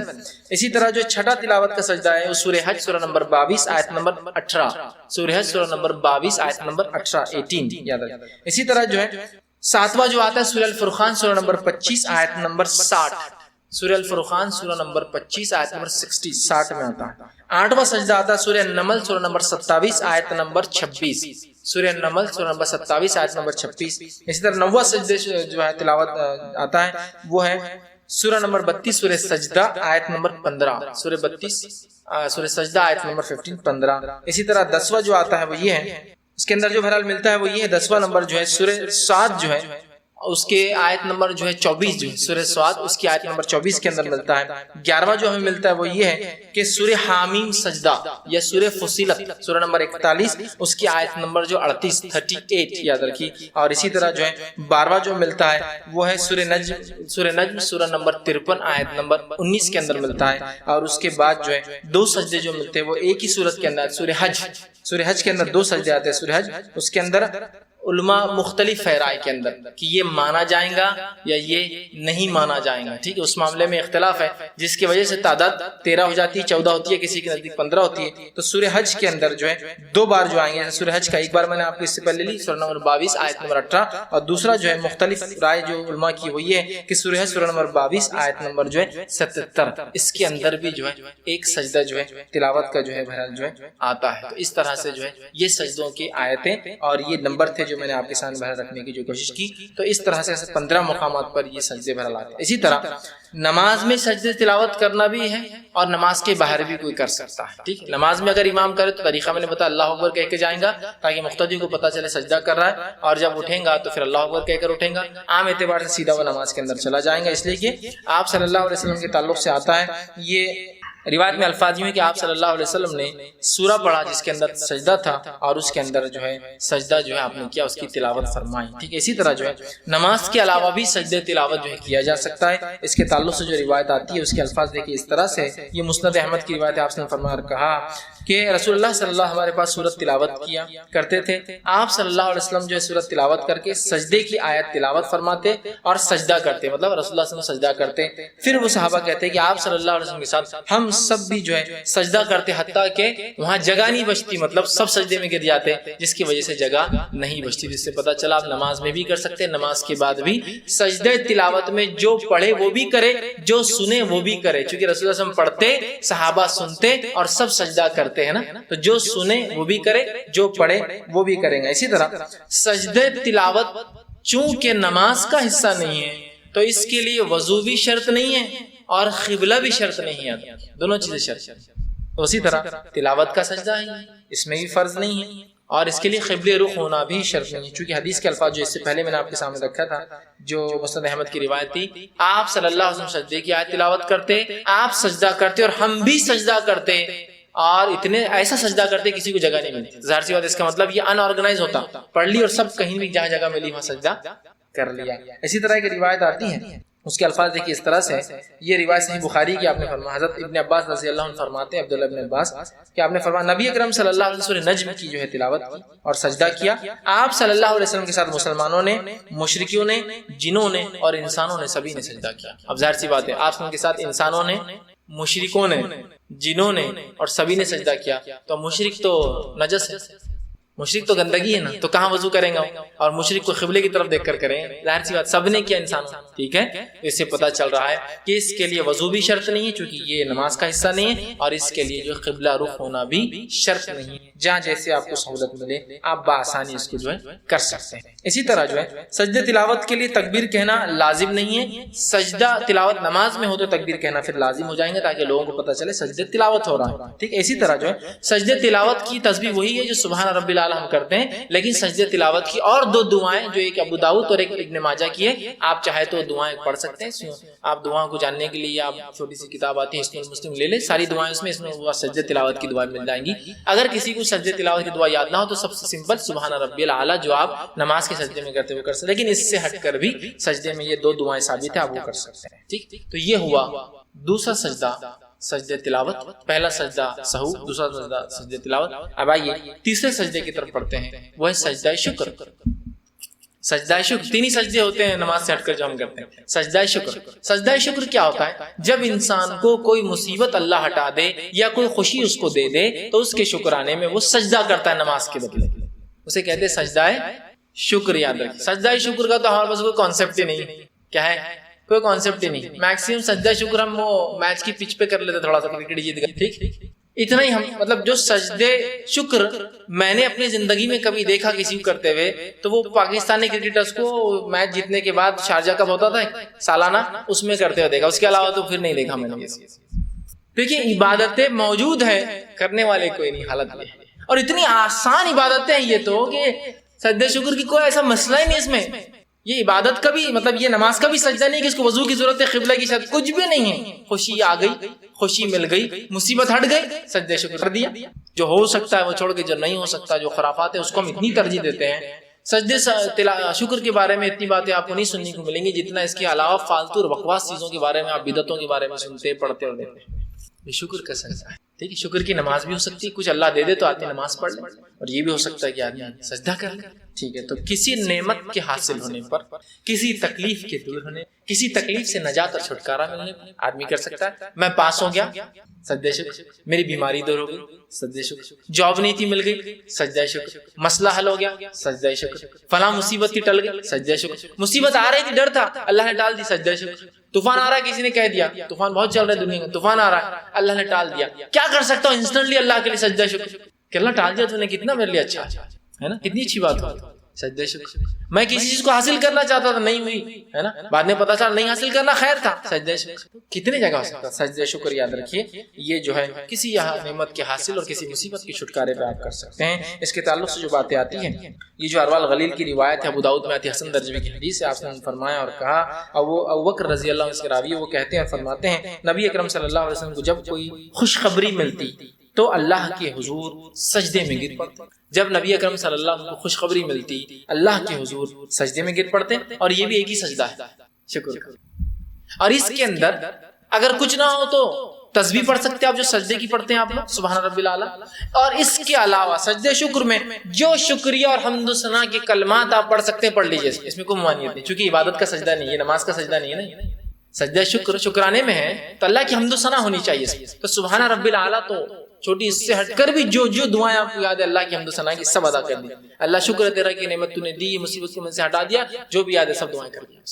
تو یہ سجدہ ہے شکر ہوتا ہے، آپ سجدے میں گر پڑتے ہیں. اسی طرح جو ہے جو آتا ہے جو ہے دوسری حدیث جو ہے مسند احمد کی روایت ہے، آپ کے تعلق سے جو آتا ہے وہ حدیث یوں ہے. عبد الرحمن بن عوف اس کے راوی آپ فرماتے ہیں اور کہتے ہیں کہ نبی اکرم صلی اللہ علیہ وسلم نے سجدہ کیا اور لمبا سجدہ کیا، پھر اپنا سر اٹھا کر فرمایا کہ بے شک حضرت جبرائیل علیہ السلام میرے پاس آئے اور انہوں نے مجھے بشارت دی تو میں نے اللہ تعالیٰ کا شکر ادا کرنے کے لیے سجدہ ریز ہو گیا.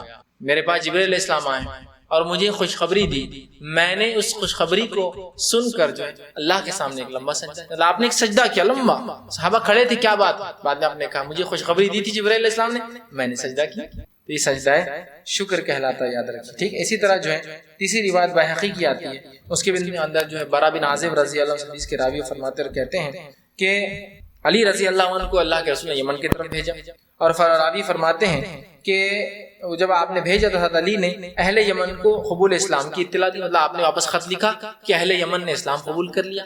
جب یمن کی خبر اللہ کے رسول کے پاس پہنچی اور مکتوب خط آپ کے ہاتھ میں تھا اور ایک شاہ صحابی کے ہاتھ میں تھا اور آپ کو پڑھ کر سنا رہے تھے، جو ہی یہ خبر پڑھ کے سنائی اللہ کے رسول سجدے میں گر گئے کہ چلو یمن کے لوگوں نے بھی اسلام قبول کیا. سجدہ رہے تو خوشی کی خبر آئی، وہ ہو گیا. تکلیف بھی ہٹنے ظاہر سی بات ہے انسان کرتا ہے، تو سجدہ شکر یاد رکھیے، اس کی تسبیح وہی ہے سبحان ربی الاعلیٰ، یا اس سے ہٹ کر آپ کو جو لمبی. اس کے لیے بھی وضو شرط نہیں ہے اور قبلہ رخ ہونا شرط، کیونکہ یہ بھی نماز کا سجدہ نہیں ہے.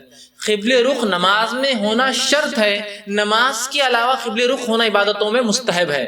دعائیں بھی قبل رخ ہو کر کرنا چاہیے، مستحب ہے. سجدے تلاوت بھی قبل رخ ہو کرنا چاہیے، مستحب ہے. سجدے شکر بھی قبل رخ ہو کرنا مستحب ہے، لیکن فرض نہیں. فرض صرف نماز کا سجدہ ہے، چونکہ وہ عبادت ہے اور نماز میں قبلہ رخ ہونا شرط ہے، کنڈیشن ہے، اور کنڈیشن کے نکلنے سے عمل خراب ہو جاتا ہے. وہاں تو شرط ہے، یہاں شرط ہے. سمجھ گیا بات کو؟ تو یہ تھی کچھ باتیں سجدے تلاوت کے تعلق سے. تو آج میں نے آپ کے سامنے 3 سجدے، ان کی اہمیت اور ان کا طریقہ کار رکھا. پہلا سجدہ سہو یہ آپ کے لیے نماز ہے کہ آپ نماز اور صبر کے ذریعے اللہ سے جڑیں. درود شریف اور دعائے معصورہ کے بعد سلام پھیرنا ہے. اور دوسرا سجدہ سہو کا طریقہ جس میں پوری نماز کے بعد سلام پھیرنے کے بعد 2 سجدے کر کے سلام پھیرنا ہے. دوبارہ قاعدے کی دعا پڑھنا ہے؟ نہیں، بالکل نہیں. میں نے آپ کی وضاحت کر دی. جب نماز میں کوئی غلطی ہو تو سب کچھ پڑھ لے، اس کے بعد 2 سجدے اور سلام کے بعد کچھ ایک سلام پھیر کے وہ پڑھنا، اور پہلے پورا پڑھنا، پھر آدھا سلام پھیرنا، پھر پورا پڑھنا، پھر وہ نہیں ہے طریقہ ثابت. سب کچھ پڑھنے کے بعد 2 سجدے اور سلام. نماز کے بعد اگر یاد آ کسی نے کہا سب کچھ پڑھنے کے بعد التحیات، اس کے بعد درود، اس کے بعد دعائے معصورہ، سب کچھ پڑھنے کے بعد السلام علیکم رحمۃ اللہ، السلام علیکم رحمۃ اللہ، اللہ اکبر، سجدے 2، اس کے بعد السلام علیکم رحمۃ اللہ، کچھ نہیں پڑھنا پھر 2 سلام کے بھی سجدوں کے علاوہ. ٹھیک، یہ طریقہ. اور تیسرا طریقہ جب نماز ہو جائے اور پتہ چلے زائد پڑی تھی، 2 سجدے اور السلام علیکم رحمۃ اللہ، السلام علیکم رحمۃ اللہ. یہ ہے اس کا طریقہ.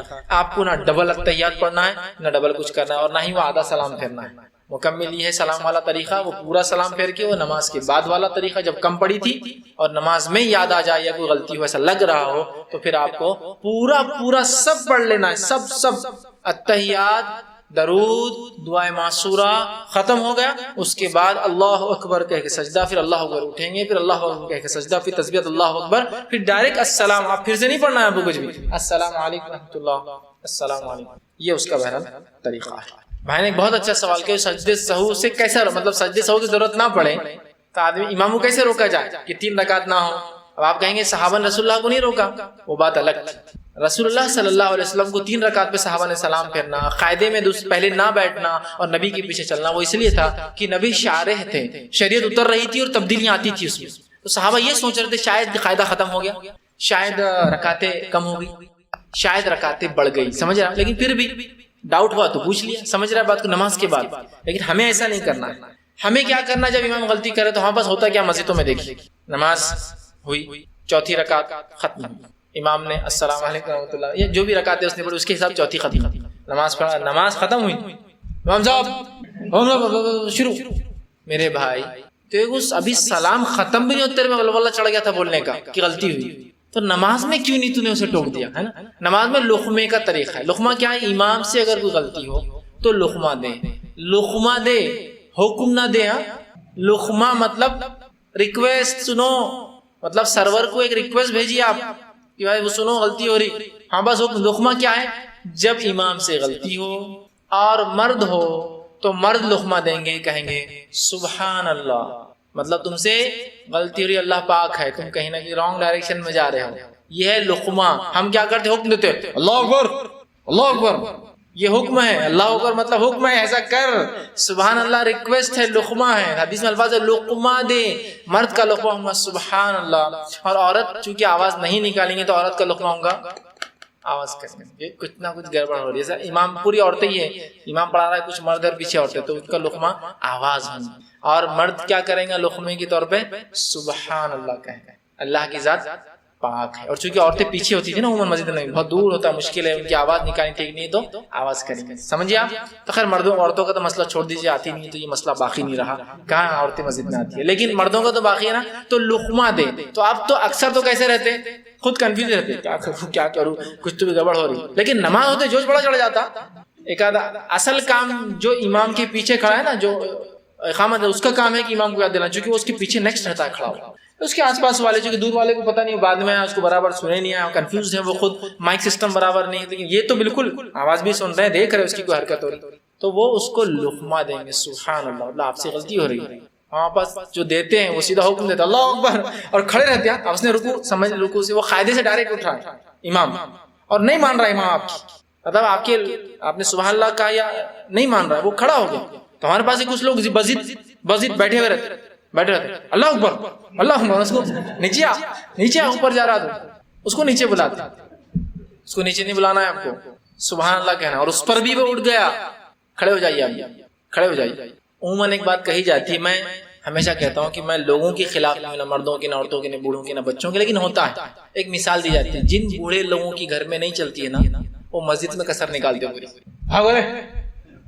تو بالغ ہو گیا کہ جو پہلی صف میں کھڑا ہوا آ کے عقل لڑائی کے دیکھو یہ فلاں امام صاحب بولتے رہے جان دو نا حضرت، وہ خوب وہ کرتے، مطلب مسجد میں بھول گیا، پھر امام صاحب بولتے یہ ہے نا اس کی بیوی چلنے نہیں دیتی گھر میں، اب بڈھا ہو گیا بچے بھی نہیں سنتے تو آ کے یہاں چلا رہا، تو ایسا ہوتا ہے بہت سے۔ ایک مرتبہ ایک صاحب نے جو ہے سورہ ناس پڑھ دی پہلے، اس کے اندر سورہ ناس پہلی رکعت، اب بتا دیا گیا تھا کہ سورہ ناس تو آخری ہے، قرآن کو ترتیب میں پڑھنا چاہیے لیکن ترتیب ہٹنے سے کوئی گناہ نہیں ہوتا، تو سورہ ناس انہوں نے پہلی پڑھ دی۔ جب سورہ ناس ہو گئی تو ایک بوڑھا آدمی اتنا جوش میں آ گیا، نماز چھوڑ کے اب پڑھ کیا پڑھتا، اب پڑھ، مطلب اگلا کیا پڑھتا، اب تو سورہ ناس پڑھ دیا تو نے، اب پڑھ، بولے اب پڑھ کیا پڑھتا نماز چھوڑ کر، کتنی عجیب بات ہے۔ ایسا نہیں ہے، یاد رکھیے بہرحال۔ تو جو ہے ہم کو اس چیز کو سمجھنا ہے، تو ہم لقمہ دیں گے سبحان اللہ بولیں گے تو امام سمجھ جائیں گے، اور اگر امام نہ سمجھے آپ کے لقمے کے بعد بھی کیا مسٹیک ہو رہی ہے تو آپ اس کو نماز کو خراب مت کیجیے، ورنہ آپ اتنے بار سبحان اللہ بولیں گے کہ وہ پریشان ہو جائے گا، اس کو سمجھ میں نہیں آئے، اس کو آپ سمجھ لیجیے اس کو قاعدہ بھول ہی گیا مکمل، وہ کھڑا ہونا ہی چاہ رہا ہے، آپ بزید اس کو اللہ اکبر نہیں بولیں گے، پہلے سبحان اللہ۔ اگر وہ آپ کی بات نہیں سنتا ہے لیکن سمجھ لیتا ہے کہ مسٹیک ہو گئی اور کھڑا ہو جاتا تو آپ کھڑے ہو جائیں گے، اور پوری نماز سے پہلے اگر وہ سجدے سہو کر لیتا ہے تو وہ سجدے کے وہ قاعدے کے بدلے سجدے سہو کافی ہو جائیں گے، سمجھے آپ؟ وہ سجدے سہو اس قاعدے کے بدلے سے آپ نے پڑھایا نماز، قاعدہ بھول گئے، آپ نے سجدے سہو کیا اور کہہ دیا کہ رکعت سے قاعدہ ان کا بھرا ہوگا، ٹھیک ہے بات کو سمجھ رہا؟ تو قاعدہ جو ہے اس کو جو ہے اگر نہ بھی ہو کھڑے ہو جائے تو آپ چھوڑ دیں، پھر وہ سجدہ، ہاں کوئی رکن اگر چھوٹ جائے تو وہ رکعت اس کو دہرانی پڑے گی، رکن اگر چھوڑ جائے، لیکن ہوتا ہے کبھی آپ لقمے دے رہے اور وہ نہیں سمجھ پاتا ہے بیچارہ، چھوڑ دیجیے، ٹھیک ہے؟ تو بہرحال یہ ایک اچھی بات ہے کہ ہم لقمہ دیں، اس کو بتائیں اس کی غلطی، تاکہ بعد میں مسئلہ ہی نہ کھڑے ہو، پھر مسئلہ کھڑے ہوتا ہے اور پھر آخر میں طے کیا ہوتا ہے، پھر سے پڑھاؤ، چلے امام صاحب بولتے چلو آپ کھڑے رہو، اور پھر سے شروع کر دیتے، اور پہلی نماز کے مخالف دوسری نماز بڑی ذریع فاسٹ رہتی ہے، تھوڑی سپیڈ والی رہتی ہے، پہلی والی چونکہ پہلے ہو گیا نا تو تھوڑا تیز چلتے، حالانکہ اگر پہلی تھی خوشی و خضوع، دوسری اگر وہ نہیں ہوئی آپ بولے دوسری بھی تو اتنی خوشی اور خضوع سے ہوں گی نا، بہرحال دہرانے کی ضرورت نہیں، سجدے سہو کا طریقہ ہم سیکھ لیں اور لقمہ دے تو بہت سی بار یہ مسئلہ ہٹ جائیں گا اور سجدے سہو کی ضرورت بھی انشاءاللہ محسوس نہیں ہوگی۔ کسی نے ایک سوال کیا، اگر ہم ہندی میں قرآن پڑھ رہے ہیں یا کسی ترجمے کا قرآن پڑھ رہے ہیں اور اس میں سجدے کی آیت آئے تو کیا کریں؟ تو دیکھیے ترجمے پہ سجدے پڑھنا یہ ثابت نہیں، عربی متن ہو، عربی میں آپ پڑھیں اور جو ہے پھر سجدہ کریں۔ دوسرا کچھ لوگ سوال کرتے ہیں اگر میں وہ آیت کو یاد کر رہا ہوں سجدہ تلاوت کی تو کیا جتنے بار دہراؤں اتنی بار پڑھوں؟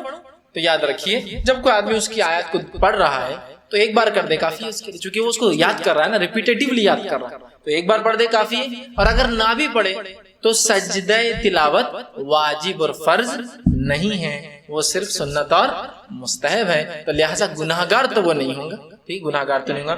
تو قرآن میں اگر آپ ترجمہ پڑھ رہے ہیں کہ وہ لوگ جو نیک ہوتے ہیں وہ اللہ کو سجدہ کرتے ہیں، وہ تو ٹھیک ہے ترجمہ ہے، لیکن اصل تو جب آپ تلاوت کریں گے، سجدہ تلاوت ہے نا، تو یہاں سجدہ ترجمہ نہیں ہے، تو تلاوت پر ہی ہوں گا، جب عربی میں ہی آپ پڑھیں گے کہ وہ مومنین جو ہے اللہ کو سجدے میں گر جاتے ہیں تو پڑھیں گے، لیکن اس کے ترجمے پر آپ کو پڑھنے کی ضرورت نہیں، یا کوئی بار بار یاد کر رہا ہے تو علماء کا ضرورت نہیں اس کو، اور ویسے بھی یہ واجب نہیں ہے، تو لہٰذا انشاءاللہ انسان گناہگار نہیں ہوگا، ایک بار کر دے وہ کافی۔ کچھ لوگ کہتے ہیں کہ سجدہ تلاوت پتہ نہیں کتنے چھوٹے، ہم کیا کریں؟ پڑھنا ہے تو پڑھ لیجیے، لیکن نہ بھی پڑھے تو کوئی ایشو نہیں، اس لیے کہ ایسا صحابہ سے تو ملتا نہیں کہ انہوں نے کلیکٹیولی یاد رکھا ہو کہ بھائی اتنے سال کے اتنے چھوٹے ہوں گے اتنے بار تو چلو ایک ساتھ پڑھتے ہیں، ایسا درست نہیں ہے، یاد رکھنا چاہیے، دیکھنا چاہیے تبھی، ٹھیک۔ اور سجدہ تلاوت کو یاد رکھنے کا سب سے بہترین طریقہ یہ ہے کہ ہمارے امام عام نمازوں میں بھی اس کو پڑھا کرے نا، تو تب ہم کو یاد ہوں گے سجدہ تلاوت کہاں کہاں ہے، ورنہ ہوتا ہے کہ جب کبھی حج کو چلے جاتے حرم اور وہاں کھڑے ہوتے نماز کے لیے، امام بالکل اپنی روانی میں عام نمازوں کے اندر سجدہ تلاوت پڑھ دیتا اور سیدھا اللہ چلے جاتا، ہمارا ہندوستانی پاکستان رکوع میں جا کے دیکھتا رہتا یہ پورے نیچے گر گئے، رب انہیں رکوع میں رہتا ہوں، کبھی کبھار تو مغال نماز الگ تو نہیں، یہ کون سی نماز پڑھ رہے، ہاں پھر اس کو تو چھوٹ جاتا اس کے اب تک، پھر اس کو یاد آتا سجدے، بعد میں پوچھتا ہوں یہ سجدہ تلاوت پڑھ لی کہ ہم تو صرف رمضان میں پڑھتے ہیں، فجر میں تو تقریباً حرم کا سجدہ تلاوت ہوں گا ہی، اس کے مسجد نبی میں تو بالکل شور ایک رکعت میں تو لیں گی سجدہ تلاوت اور سجدہ کر لیں، سمجھ رہے ہیں بات؟ تو جب سجدے تلاوت پڑھا جائیں گا نا تو یاد رہیں گے. پھر لوگ یاد نہیں سجدے تلاوت رہتا وہ کرنا پڑتا. تو بہت اہم چیز ہے یاد رکھیں. الحمدللہ کچھ اماموں کو میں نے دیکھا ہے لیکن بہت ڈرتے ڈرتے صرف فجر میں پڑھاتے ہیں. کیونکہ فجر میں لوگ کم رہتے ہیں. ہمارے پاس میں جس مسجد میں نماز پڑھتا ہوں ماشاءاللہ وہ تو کم از کم ہفتے میں 2-3 بار تو سجدے تلاوت پڑھتے ہی فجر کے اندر. مطلب وہ وہاں سب کو مسلم عادت ہے جو گنے چنے 10-12 لوگ یہ سب کو پتہ ہے تو اتنے ہوتے. تو عادت جب آپ عام نمازوں میں جب تلاوت ہوتی ہے مغرب ہے عشاء ہے جب اس میں پڑھیں گے تو پتہ چلیں گے سجدے تلاوت اور لوگ کریں گے نا. رسول اللہ فرض نمازیں پڑھا رہے تھے سجدے تلاوت کر رہے تبھی صحابہ کو پتہ چلا نماز میں سجدہ ہوتا ہے. ٹھیک ہے یہ تھوڑی حدیث میں کہ تراویح آپ پڑھا تراویح 3 دن ہی پڑھائی آپ نے یہ تو اس میں تھا نا. فرض نمازوں میں عادت ہوں گی تو پھر وہ عادت رہیں گی ورنہ پھر وہ ہوتا ہے کہ کب کرنا ہے کیا وہ ہم کو یاد نہیں رہتا. امام کوشش کرے اس میں پڑھائے پھر مقتدیوں کو بھی اس کی عادت ہوگی سجدہ تلاوت کو جو ہے نمازوں کی جو ہے پڑھنے کی اور وہ انشاءاللہ اس کا آ جائے. اسی طرح جو ہے ایک حج کو یہ سال جو لوگ گئے تھے اور بالخصوص جو جن کا سیکنڈ نمبر مسجد نبوی میں بعد میں آیا جو نکلتے وقت مسجد نبوی مدینہ سے ہوتے ہوئے کچھ لوگوں نے بتایا کہ 1 محرم تھی اور اچانک جو ہے وقت جو ہے ایسا نہیں تھا کہ نماز کا وقت ہو. اب ظہر ہو چکی تھی عصر سے پہلے کا وقت تھا اور لوگ بھاگنا شروع کر دیا اور مسجد نبوی میں جماعت کھڑی ہوئی. تو بہت سارے ہمارے ہندوستانی پاکستانی ایک دم دیکھو محرم کی نماز چھوڑ دیتے تم لوگ. محرم کی نماز ہو رہی ہے 1 محرم تھا اس دن محرم کی نماز ہو رہی بولے مدینے کے اندر بہت خوش ہو گئے لوگ جا کے صف میں مل گئے. آپ نماز چل رہی لمبی اور صرف قیام ہو رہے اور رکوع ہو رہے اور قیام ہو رہے اور رکوع ہو رہے. صلاۃ الکسوف تھی وہ سورج گرہن کی نماز تھی. اس کے اندر ہوتا ہے تکبیر نماز باندھی جاتی ہے رکوع ہوتا ہے رکوع کے بعد پھر کھڑا ہوتا ہے امام پھر ہاتھ باندھ لیتا پھر نماز ہوتی پھر قیام ہوتا پھر رکوع کرتا پھر رکوع پھر کھڑا ہوتا پھر قیام کرتا پھر رکوع جب تک کہ وہ سورج ہٹ نہ جائے تب تک چلتی ہو. تو یہ سب بیچارے بھاگ رہے ہیں کہ کچھ دیکھیے عادت نہیں ہونے سے کیا ہوتا کھڑے ہو گئے اب وہ امام رکوع میں چلے گا پھر اس نے سمیع اللہ لمن پھر اللہ اکبر کھڑا ہو گیا پھر ہاتھ باندھ دیا سب کھڑے. ارے بولے یہ محرم کی نماز الگ رہتی بولے تھوڑی سی عام نمازوں سے بولے 1 محرم جب بعد میں نکلے تو پتہ چلا صلاۃ الکسوف سورج گرہن کی نماز ہے نا. خسوف اور کسوف ہم بس نہیں پڑھتے نہیں پڑھنے کا نتیجہ ہوتا ہے. تو سجدے تلاوت ہوتے نہیں نمازوں میں پڑھتے نہیں ہیں تو ہم کو پتہ نہیں سجدے کا. اسی طرح جو ہے وہ نمازیں جو اللہ کے رسول کی سنت سے ثابت ہے صلاۃ الکسوف تو آپ صلی اللہ علیہ وسلم اتنی دیر پڑھتے جب تک کہ گرہن ختم نہیں ہوتا. آج کل تو پریسائزلی معلوم ہوتا 10 منٹ کا ہے 15 منٹ کا ہے تو وہ جتنے منٹ کا اتنے منٹ نماز تھی تو اتنی دیر امام کو کھڑا ہونا اور نماز پڑھتے رہنا اتنی دیر تک. ٹھیک تو اور چونکہ وہ لمبی نہیں ہو سکتی تو آپ نے اس میں کئی رکوع قیام کیے. اس کے اندر ایک ہی رکعت میں 2 کا ایک رکعت میں 3 کے لفظ آتے ہیں 3 قیام اور 3 رکوع تو 1 رکعت پھر 3 قیام اور 3 رکوع پھر دوسری رکعت. ٹھیک تو بہرحال عادت ہونا چاہیے ہم کو ان تمام چیزوں کی تاکہ ہمیں پتہ چلے یہ تمام چیزیں. بدعتوں میں کیسا ہم کو اسپیسیفک معلوم رہتا اتنے گرام شکر ڈالنا پڑتا اتنا روا لینا پڑتا اتنے میدا اتنے کی وہ کٹوری بنتی وہ ملیدے کی اتنا ہی فلاں ہونا کتنا 11 کلو میدا 11 کلو روا 11 کلو یہ 110 گرام ہے. تو ویسا شریعت کے دوسرے احکامات ہم کو اتنی باریکی سے نہیں جتنی بدعت اور خرافات ہم کو پتہ ہے. بہرحال تو ان چیزوں کی سمجھ نہیں رہتا. تو لہٰذا اگر آپ سجدے تلاوت تبھی کریں گے جب آپ اس کو عربک میں پڑھیں گے ٹرانسلیشن پہ انشاءاللہ سجدے تلاوت آپ پر واجب نہیں چونکہ وہ تلاوت ہی نہیں بلکہ آپ سمجھ میں. کسی نے ایک سوال کیا اگر نماز کے وقت رکعت بھول جاتی کہ 3 پڑھیں یا 4 پڑھ چکے ہیں تو اس وقت کیا کرنا چاہیے. تو اگر آپ نماز میں بھول گئے کہ آپ نے 3 رکعت پڑھے یا 4 رکعت پڑھے نماز میں ہی تو آپ سجدے سہو کر لیں گے. سجدے سہو کے لیے آپ جو ہے جو آپ کو یقین ہو اس یقین کو پہلے فکس کر لیں گے کہ 2 پڑھی یا 3 پڑھی 3 پڑھی 4 پڑھی کم کو لے لیں. اس کے بعد آپ پورا قاعدہ کریں گے سب کچھ آپ پڑھ لیں گے. اس کے بعد آپ 2 سجدے کریں گے اور سلام پھیر دیں گے. یہ طریقہ ہے. جب نماز میں آپ کو لگے کوئی چیز بھول اور چوک ہو رہی ہے تو آپ کو جو یہ پڑھنا چاہیے. لیکن یاد رکھیے بہت سی بار عورتیں اور بہت سے مرد بھی کمپلین کرتے ہیں کہ ہم ہر بار اگر سجدے سہو کر لیتے تو ہم کو ڈر لگ رہا ہماری چھوٹ گئی. ہر بار کے لیے نہیں. یاد رکھیے یہ اپنے وسوسوں کا مرکز مت بنا دیجیے سجدے سہو کو کہ وسوسے آئے اور آپ ہر بار سجدے سہو کر کے اپنے دل کو تسکین پہنچا رہے کہ ہو رہی کیا نہیں ہو رہی کنفرم کریں. نہیں یہ صرف یقینی طور سے آپ کو شک ہو رہا ہے کہ یقینی شک کہ شک ہے مجھے کہ چھوٹ رہا ہے. نا تو یہ کچھ لوگوں کو ایک فوبیا ہی رہتا بس نماز کو کھڑے ہوئے اب بھول جاتی کہ میں اب بھول جاتی کہ میں اب بھول جاتا کہ میں اور بس پوری نماز میں صرف یہ یاد رکھنے کے چکر میں پوری نماز بھولتے کہ میں کتنی رکعتیں پڑھنی ہے یا پھر رکعت بھول جاتے تو سورہ یاد رکھتے سورہ یاد رکعت بھول جاتے. نہیں یقین کر لیجیے. اور اگر آپ کو بہت کثرت سے وسوسے آتے ہیں شیطان بہت بہکاتا ہے تو خاص طور سے سجدے سہو مت کیجیے. پھر آپ یہ اس لیے کہ آپ کا علاج بتا رہا ہوں دماغی آپ بیمار ہو چکے ہیں ذہنی طور سے وسوسوں کی وجہ سے. آپ کو ان وسوسوں کو ختم کرنا ہے ورنہ شیطان آج نماز میں کل وضو میں پرسوں غسل میں طہارت میں ہر کام میں چیز لگی یا نہیں لگی مائک کھلا نہیں کھلا یہ چیز صاف ہوئی نہیں ہوئی بس قدم مساوس کا مرکز بن جائے گا آپ کا پورا زندگی. تو اس وسوسوں کو توڑنے کے لیے کہہ رہا ہوں سر یہ شیطان وسوسہ ڈال رہا ہے آپ کا وضو ٹوٹ گیا نماز میں تو بولا ایسی نماز پڑھنے کی تھی اپنے بغیر وضو کے چل نکل شروع اپنا سمجھ رہے یہ وسوسہ ہے چونکہ یقینی چیز نہیں. شیطان آپ کو وسوسے ڈال رہا ہے وضو ٹوٹ گیا بول کر آپ کا آپ نہیں کریں گے آپ سجدے سہو نہیں توڑیں گے آپ نماز اب بولا ایسی پڑھنے کی تھی کچھ لوگوں کو پیشاب کے خطرے کا وسوسہ ڈالتا ہے، اور تمہیں پیشاب خطرے نکل، آج ایسی پڑھنے کی تھی بغیر طہارت کے نماز، جاؤ شروع اپنا، تو وسوسے کم ہوتے ہیں. معلوم ورنہ لوگ نماز، جس کو اپنے وضو میں وسوسے شروع ہو، یاد رکھیے اس کے غسل، اس کی نماز اور اس کی ساری عبادتیں ضائع ہو جاتی ہیں.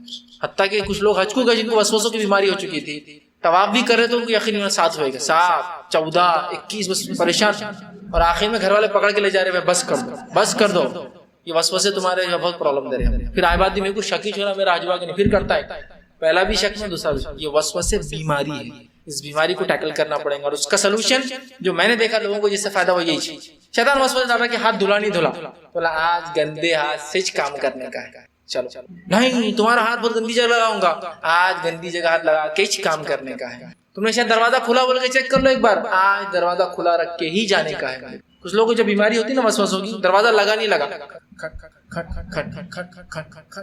کھڑے بس، پھر وسوسہ ہے. شیطان بڑا لگا نہیں لگا، آج کھلا رکھنے کا تھا.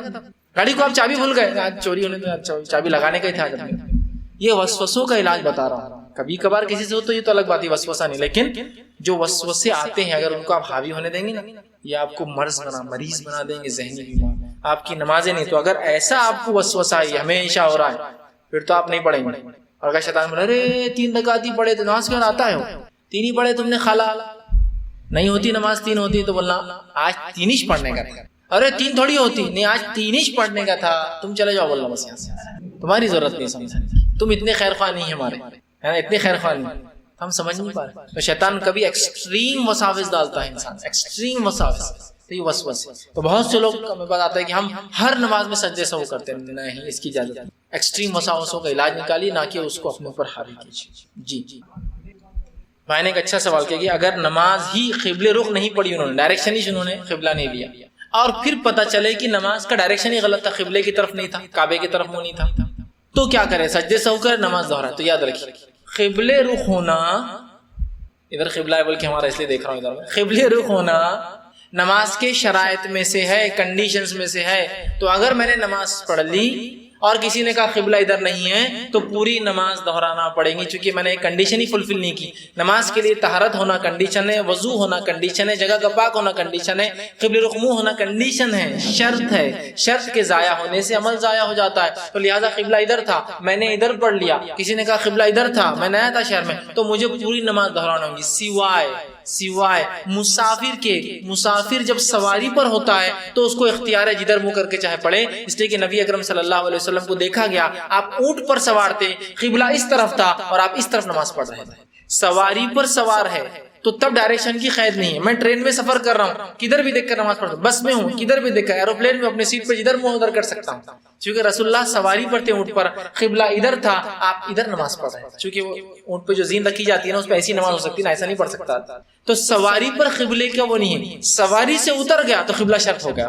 سمجھ رہا، قبلہ شرط ہوگا. لیکن اگر ایسا ہو کہ کئی زمانے تک کسی نے ایسی نماز پڑھ لی ہو غلط فہمی کی بنیاد پر، تو پھر اللہ سے توبہ کر، چکے اتنی نمازوں کو وہ دہرا نہیں سکتا. یہ بات اس لیے کہہ رہا ہوں کہ ایک سوال میرے پاس آیا تھا. ایک گاؤں تھا، اس گاؤں میں کوئی مسجد نہیں تھی، اور اس گاؤں کی ایک دور سمجھے 10-12 کلومیٹر پر ایک مسجد تھی. اور وہ مسجد مطلب گاؤں والے جب اس کو دیکھتے تھے تو مسجد ایسی بنی ہوئی تھی، اس کو 15-20 خانے تھے، ٹھیک ایسے. تو ظاہر سی بات ہے مسجد کے ایسا ہونے کی وجہ سے وہ سمجھ لیتے قبلہ ادھر ہے، قبلہ ادھر ہے، چونکہ اس کے مینار ہوتے ہیں نا آرچز ایسے 15، تو ظاہر سی بات ہے ویسے پڑھتے تھے. ایک مرتبہ ایک صاحب نے کہا کہ تم نماز پڑھ رہے ہو سورج کے ڈائریکشن کے حساب سے صحیح نہیں. انہوں نے کہا نہیں، مسجد تو ایسی ہے. جب وہ مسجد میں گئے تو مسجد بنی ہوئی ایسی تھی وہ، لیکن 5 مصلی آتے اس میں، 5 کی صف تھی. وہ پرانے پتہ نہیں کیوں ایسی لمبی مسجد ہے، لیکن ادھر سے دیکھنے میں لگ رہا ہے چوڑائی کے حساب سے قبلہ ادھر ہے. جنرلی ہوتا کیا ہے، مسجد چوڑی ہوتی ہے تاکہ لوگ زیادہ ہیں. وہ مسجد پتہ نہیں کس وجہ سے جس نے بھی بنائی تھی قبلہ ادھر تھا، مسجد برابر ادھر بنی ہوئی، قبلہ اس کا ادھر ہی ہے، لیکن 5 کی صفیں بنائی تھی. اتنا چھوٹی صفیں کہ 5 لوگ کھڑے ہو سکتے، امام پھر 5 ایسے 15 اس کو آرچز تھے 5 کی. لیکن دور سے دیکھنے والے کیا شک ہوتا تھا کہ مسجد چوڑائی زیادہ ہوتی نا قبلے کی طرف، تو وہ نماز ایسی پڑھ، اور کئی سالوں سے پڑھ رہے تھے. تو اب تو ان کو توبہ کرنا پڑے. جو قبلہ ادھر تھا ان کو لگا مسجد ایسی بنی ہوئی ہے, مسجد کا ڈائریکشن ادھر ہی تھا قبلہ, لیکن اس کی چوڑائی ایسی تھی, لمبی زیادہ تھی, اور صرف اتنی چھوٹی سب, تو کوئی بھی گیس کر رہا تھا کہ نہیں قبلہ ادھر ہی ہوگا, قبلہ ادھر. تو یہ ایک الگ چیز ہے. لیکن اگر آپ کو پتہ چل رہا ہے اور بالکل حال ہی میں آپ نے 1-2 نمازیں پڑھی ہوئی یا بھی پڑھ کے نہیں, تو بالکل آپ کو نماز کو دہرانا ہوگا. زیادہ ہو تو اللہ سے پھر آپ جو ہے توبہ کریں, کیونکہ اللہ غلطی بھی اس معاملے میں, اور اس توبہ کریں انشاءاللہ وہ کافی ہے. پہلی رکعت پہلے قائم, ہاں ڈبل درود ہو گیا. میں نے سوال کیا کہ اگر اتحیات میں کوئی انسان بیٹھا ہے اور 2 بار درود پڑھ دے, ٹھیک, تو کیا کرے؟ ٹھیک, تو دیکھیے اتحیات میں چونکہ درود 1 بار پڑھنا ہے, آپ نے 1 بار پڑھ دیا تو آپ نے کفایت کر گیا, آپ کے لیے کفایت کر گیا. اب آپ نے درود کی اجازت دی کہ اس سے سجدے سہو واجب نہیں ہوگا آپ کا, لیکن یہ کام ہمیشہ نہیں ہونا چاہیے. اگر غلطی سے کسی نے پڑھ دیا ڈبل درود, چونکہ درود ہی تو ہے, کوئی غلط چیز تو نہیں کیا, حصہ بھی ہے, لیکن اتنا ہے کہ 1 بار اتحیات 1 بار درود, اور چاہے تو آپ دعائے معصورہ پڑھ لے اس کے بعد, ٹھیک. تو بہرحال اس سے کوئی گناہ نہیں ہوا اس پہ کہ اس نے 2 بار درود پڑھ دیا. ہوتا ہے غلطی سے میں ڈبل ریپیٹ کر دیتا ہے کوئی, اس ریپیٹیشن کی وجہ سے انشاءاللہ آپ سجدے سہو واجب نہیں, لیکن پھر بھی آپ کو ایسا لگے تسلی کے لیے کچھ بھی کمی بیشی کی بنیاد پر سجدے سہو کر لیا تو اس میں کوئی حرج نہیں ہوگا, لیکن ضروری نہیں ہے. ورنہ ہوتا ہے کچھ لوگ کو یہ بھی مسئلہ ہوتا ہے کہ ڈبل پڑھتے ہیں اتحیات اور درود کو بھی, تاکہ پہلی بار نہیں ہوگا دوسری بار پھر سجدے سہو کرتے ہیں کہ اس لیے 2 بار پڑھ لیا, تو ویسا نہیں. لیکن اگر غلطی سے ہو جائے تو ضرورت نہیں ہے, لیکن آپ کو لگے اطمینان کے لیے تو چاہے تو پڑھ لے, اس لیے کہ کوئی بھی کمی اور زیادتی پر سجدے سہو کیا جا سکتا. کسی نے ایک سوال کیا کہ ہماری ایک سہیلی 2 سوال پوچھنا چاہتی ہے کہ ان کے والد کی جائیداد ہے, اس کو دیکھ کر ان کے شوہر بار بار پیسوں کی فرمائش کرتے ہیں, ان کو لاکھ روپے دینے کے بعد بھی کچھ مہینے بعد وہ پھر پیسوں کی فرمائش کرتے ہیں. انہوں نے کہا ہے کہ اگر اس کے لیے تمہیں اس کے لیے کیا کرنا چاہیے, اگر بتائے تو بڑی مہربانی ہوگی. تو دیکھیے سب سے پہلی چیز تو یہ کہ اس شخص نے آپ کے سہیلی کو بیوی کم ATM مشین زیادہ سمجھ لیا ہے نا, کہ بس کچھ ہوا کہ بس جاؤ آپ کے پاس پیسہ لاؤ جاؤ. کیوں یہ جو ہوتے ہیں ایسے نکمے ناکارہ, مرد تو کہے جا سکتے ہیں لیکن بہرحال ان ریئل سینس میں مرد نہیں ہوتے ہیں, اس لیے کہ مرد کی جو ڈیفینیشن قرآن دیا الرجال قوامون علی النساء, مرد وہ ہے جو قوام ہوتا ہے. قوام کا معنی ہوتا ہے اس پہ ذمہ داریاں زیادہ ہوتی ہے اور وہ کما کے لاتا ہے, سب سے اہم ذمہ داری اس کی. تو قوام مرد اس لیے عورت پر کہ وہ کما کر لاتا ہے, ایک ذمہ داری ایکسٹرا اٹھاتا ہے. تو یہ تو ظاہر سی بات ہے نا, الرجال مرد نساء کے اوپر کیوں حاکم یہ ہے, تو ظاہر سی بات ہے اس کے مرد انورٹڈ کامرس میں آ گیا ہوگا, ڈیفینیشن میں پورا نہیں اتارا نا. قوام کہاں ہے, وہ تو بھکاری ہے وہ, ٹھیک. تو لہٰذا ایسے لوگوں کو اصلاح کی ضرورت ہے, اور ان کی اصلاح کا سب سے واحد طریقہ یہ ہے, سب سے پہلے وہ لڑکی اپنے والد کو بتائے نا یہ مسئلہ, اور کہے کہ اگر تم کو ضرورت ہے جا کے والد سے مانگ لو, وہ بہت لوگوں کو دیتے آپ کو بھی دے دیں گے, سمپل. جاؤ میرے باپ سے مانگ لو, کئی لوگوں کو دیتا ہے تم کو بھی دے دیں گے, جائے اور لے. لیکن یہ کیا ہوتا ہے, ایکسٹورشن, پیسے لینے کا ایک نیا طریقہ ہوتا ہے نا. لوگ ہوتے ہیں میں ٹیکس پے کروں سب کروں, اس کے بعد ہی بمبئی میں اگر دکان چلانا ہے تو مافیا کو پیسہ دینا پڑتا ہے, اس کو بولتے ہیں ایکسٹورشن, پیسے دینا پڑتا, بھتہ جو بھی بولیے اس کو, جو بھی الگ الگ نام دیتے ہیں, یہ ایکسٹورشن. تو یہ بھی ایکسٹورشن کر رہا ہے لیگلی, اس نے اس کو دینا چاہیے, اس نے کمانا چاہیے, اس نے مہر دینا چاہیے, اور وہ کیا کر رہا ہے, اس کو نکاح میں لے کر منگا رہا ہے. یہ سب گھٹیا ذہنیت, اور جس کو کہیں گے ماحول معاشرے کے اندر جو ایک سوچ بن کے جہیز لینا, تو پھر زندگی بھر بھی لینا ہی ہے. جب انسان کو ایک بار بولتے ہیں نا, وہ شیر کے منہ پہ انسان کا خون لگ گیا تو ویسا ہو جاتا, تو ویسے آدمی کو جو ہے حرام کی کمائی جس کو کہیں گے دوسروں کی اس پہ کمانے کی عادت ہو جائے تو بس بیٹھ کے کھانا ہی پسند کرتا ہے. بہرحال تو وہ خاتون کا کام ہے, وہ کہے کہ اپنے باپ سے وہ کرے, یا اگر اس کے والد کی طاقت نہیں تو سیدھا بات کرے, یا طاقت ہے بھی تو بات کرے, بھائی کیوں دوں, ریزن کوٹ کیجیے. آپ کوئی احسان کیا میری بچی کو آپ نے نکاح میں لے کر, کوئی مخروض ہو میں تمہارا خاندانی جو تم کو دوں, ٹھیک ہے, تو اس کی ٹینڈنسی کو بدلنے کی ضرورت ہے, اصلاح کی ضرورت ہے. آج لاکھ لیا, اگر آپ ایسا دیں گے نا تو زندگی بھر آپ کے بچوں کی ذمہ داری بھی آپ پہ ڈال دیں گے, مطلب نانا کو پالنا پڑے گا, نانا کو, اور خود کی ذمہ داری بھی ڈال دیں گا. تو اس کو ٹائٹ کیجیے, اس کی اصلاح کیجیے, تھوڑے دن اگر ہوشیاری کر تو اس سے الگ ہو جائے, اس کی عقل ٹھکانے آتی, چونکہ ایسے رکامے کے بعد دوسری بیوی تھوڑی آنے والی, کوئی تو عقل ٹھکانے آتی اس کی, بولتا نہیں تم یہ اچھے آ جاؤ, ٹھیک. تو اصلاح کی ضرورت ہے, لیکن ان کو اگر آپ دیتے رہیں گے نا تو یہ زندگی بھر آپ کو تنگ کریں گے. تو آپ کو تو میں یہ کہوں گا ایسے عورتوں کو پہلے ہی فیز میں کہیں کہ میرا والد بہت مالدار ہے, کئی لوگوں کو بھیک دیتے, آپ بھی چلے جاؤ, آپ کو مل جائیں گے, میں تو نہیں لا سکتی. نہیں, تمہارے والد کو بولو میرے کو تحفہ دو, سب لوگ اپنے داماد کو تحفہ دیتے ہیں, تو تحفہ مانگ کے کو بھی لیتے, بولنا والد دیتے بہت لوگوں کو ہے, مانگ کے نہیں. تم کو ہونا تو بول کے دے دو کہ بھائی داماد تحفہ دو, میرے کو بولنا دو دیں گے. عید پر تمہارے والد نے صرف 11,000 عیدی بھیجے میرے کو, ہاں میں کیا اتنا وہ ہے کیا ان کے, انہوں نے اتنے 1,000 بھیجے, تو وہ جتنا بڑا فقیر رہیں گے اتنی بڑی اس کی عیدی آئیں گی. تو اب تو کتنا بڑا ہے, ہمارے والد دیتے, تو 11,000 کا فقیر ہو, 11,000 دیتے تیرے, وہ لاکھ روپے کا بیچارہ بھکاری, تو اس کو لاکھ روپے کوئی دے رہا ہے عیدی پر. ہوتا ہے نا ایسا, لینے کی طریقے بنا دی, عیدی آ رہی ہے, مہر دینا تو وہ معجل اور موجل کے اندر ہی آپ نے اس کو کھپا دیا، وہ ادھار کے اندر رکھ دیا اس کو اٹھا کر، اور جو باقی سب کیش لے رہے بیوی سے. تو پہلے لڑکیاں اپنے اصلاح کریں، اپنے شوہروں کی اصلاح کریں کہ ان کو لا کے ہی نہ دیں. کہنا ہے تو سیدھا کہہ دیجئے، بولو بیٹھ کر بات کریں گے، وجہ کیا ہے دینے کی. اب خاموشی سے باپ دے دیں گا تو بیٹی کے ساتھ رہنا داماد ہے، تو کوئی ٹرم ہو، ایگریمنٹ ہو، کتنے مہینے کے لیے ادھار ہے، کیا ہے، بات چیت ہو نا اس کے بھی. ہاں لیکن حقیقت میں داماد مجبور ہو، مسکین ہو، پریشان حال ہو، تو دوسروں کی مدد کا اسلام اتنا ثواب بتاتا ہے تو داماد کی کیوں نہیں ہو سکتا ہے نا. دوسروں کی اتنی اسلام بول رہا ہے کہ ان کی مدد کرنے کا ثواب، ان کی تو داماد تو پھر داماد ہی ہو سکتا ہے. اس کی مدد کو تو ڈبل ثواب، ایک تو رشتہ دار ہونے کا ثواب، صدقہ دینے کا ثواب، کتنی بڑی بات ہے نا، دے سکتے ہیں. لیکن ہر بار مجبور نہیں ہوتا ہے. اور خودداری بھی ایک چیز ہوتی ہے، یاد رکھیں. مجبوری تو ایک چیز ہے ہی، لیکن مجبوری کے ساتھ بھی خودداری بھی ایک چیز ہوتی ہے. وہ دونوں کو اگر مل جائے تو پھر وہ صحیح ڈائریکشن میں آدمی جاتا ہے. کہ مجبور ہے پیسہ لینے پر، لیکن خوددار بھی اپنی جگہ ہے، مانگتا نہیں. داماد سسر بھیج دیتا ہے کیونکہ وہ جانتا ہے میرا داماد مجبور ہے، وہ بھیج دیتا ہے، لیکن اس کی خودداری ہے کہ وہ مانگتا نہیں. یہ تو ہو سکتا ہے، اس میں کوئی قباحت نہیں، یہ تو ایک الگ بات ہے. اس پہ کوئی اس کو تانے بھی نہیں دے سکتا ہے کہ تمہارے سسر نے تم کو دیا، نہیں، یہ تو اللہ نے اس کو دے رکھا ہے، اور اللہ نے حکم دیا رشتہ داروں کو دو. تو رشتہ داری میں داماد تو بہت نزدیکی رشتہ دار ہے اس کا، تو بالکل دے سکتا ہے اس کو، ٹھیک ہے. لیکن ہر بار آدمی اتنا مجبور نہیں ہوتا ہے نا، یہ بات بھی سمجھنے کی ضرورت ہے. تو بہرحال اس لڑکی کے کام میں اس کی اصلاح کریں، اس کا دماغ ٹھکانے لائے، تاکہ ورنہ وہ ایسا کریں گا آج آپ ہے کل بچوں کو، پھر بولیں گا بچی کی شادی، نانا کریں گا پھر اس کی نواسی کی شادی، تمہاری بچوں کی میں کروں گا، جہیز لے کے آؤں گا، تم بچیوں کی کرنا. یہ زندگی بھر صرف بیٹھ کر ڈیپینڈ ہو کھائیں گا. تو اس رسومات کو، یہ مانگنے کی، مردوں کو چھوڑنا ہے. مردوں کو اپنی حیثیت کو جاننا. تم قوام ہو، اور قوام کا معنی یہ ہوتا ہے قیام. قوام قیام سے لفظ آتا ہے. نماز میں قیام کرتے ہیں نا آپ، کھڑا ہوا، چونکہ اس کی ذمہ داری ایکسٹرا، اس لیے وہ قوام ہے. اس کو فضیلت اس کی ذمہ داری کی وجہ سے ملی ہے وہ، اور وہ ذمہ داری میں سب سے پہلا بتایا اللہ نے، یہ تم کو لا کر کھلاتے ہیں. کمانا سب سے اہم ہے، تو وہ تو اس کی قوامیت ہی ختم ہو جائے اگر کماتا نہیں. مجبوریاں، پریشانیاں، تنگ دستیاں ایک الگ چیز ہے. عام حالت میں مانگنے کی رسم بنا لی، ہر چیز لو لڑکی سے، یہ بہت بری سوچ ہے. سب سے پہلے سوچ یہاں سے بری ہوتی ہے جب ہم سمجھتے ہیں اس کی بیٹی سے نکاح کر کے احسان کیا میں نے، لہذا حق ہے مجھے اس سے لینے کا. یہ سب سے پہلے چیز چھوڑیے. وہ لڑکی نے آپ سے نکاح کر کے آپ کو اپنا نفس دے کر احسان کری کہ آپ کو برائی سے بچایا، یہ سوچ کے کریں گے تو دونوں ایک دوسرے کے احسان. بہرحال مجبوری الگ چیز ہے، لیکن عام حالت میں اس کو سمجھانا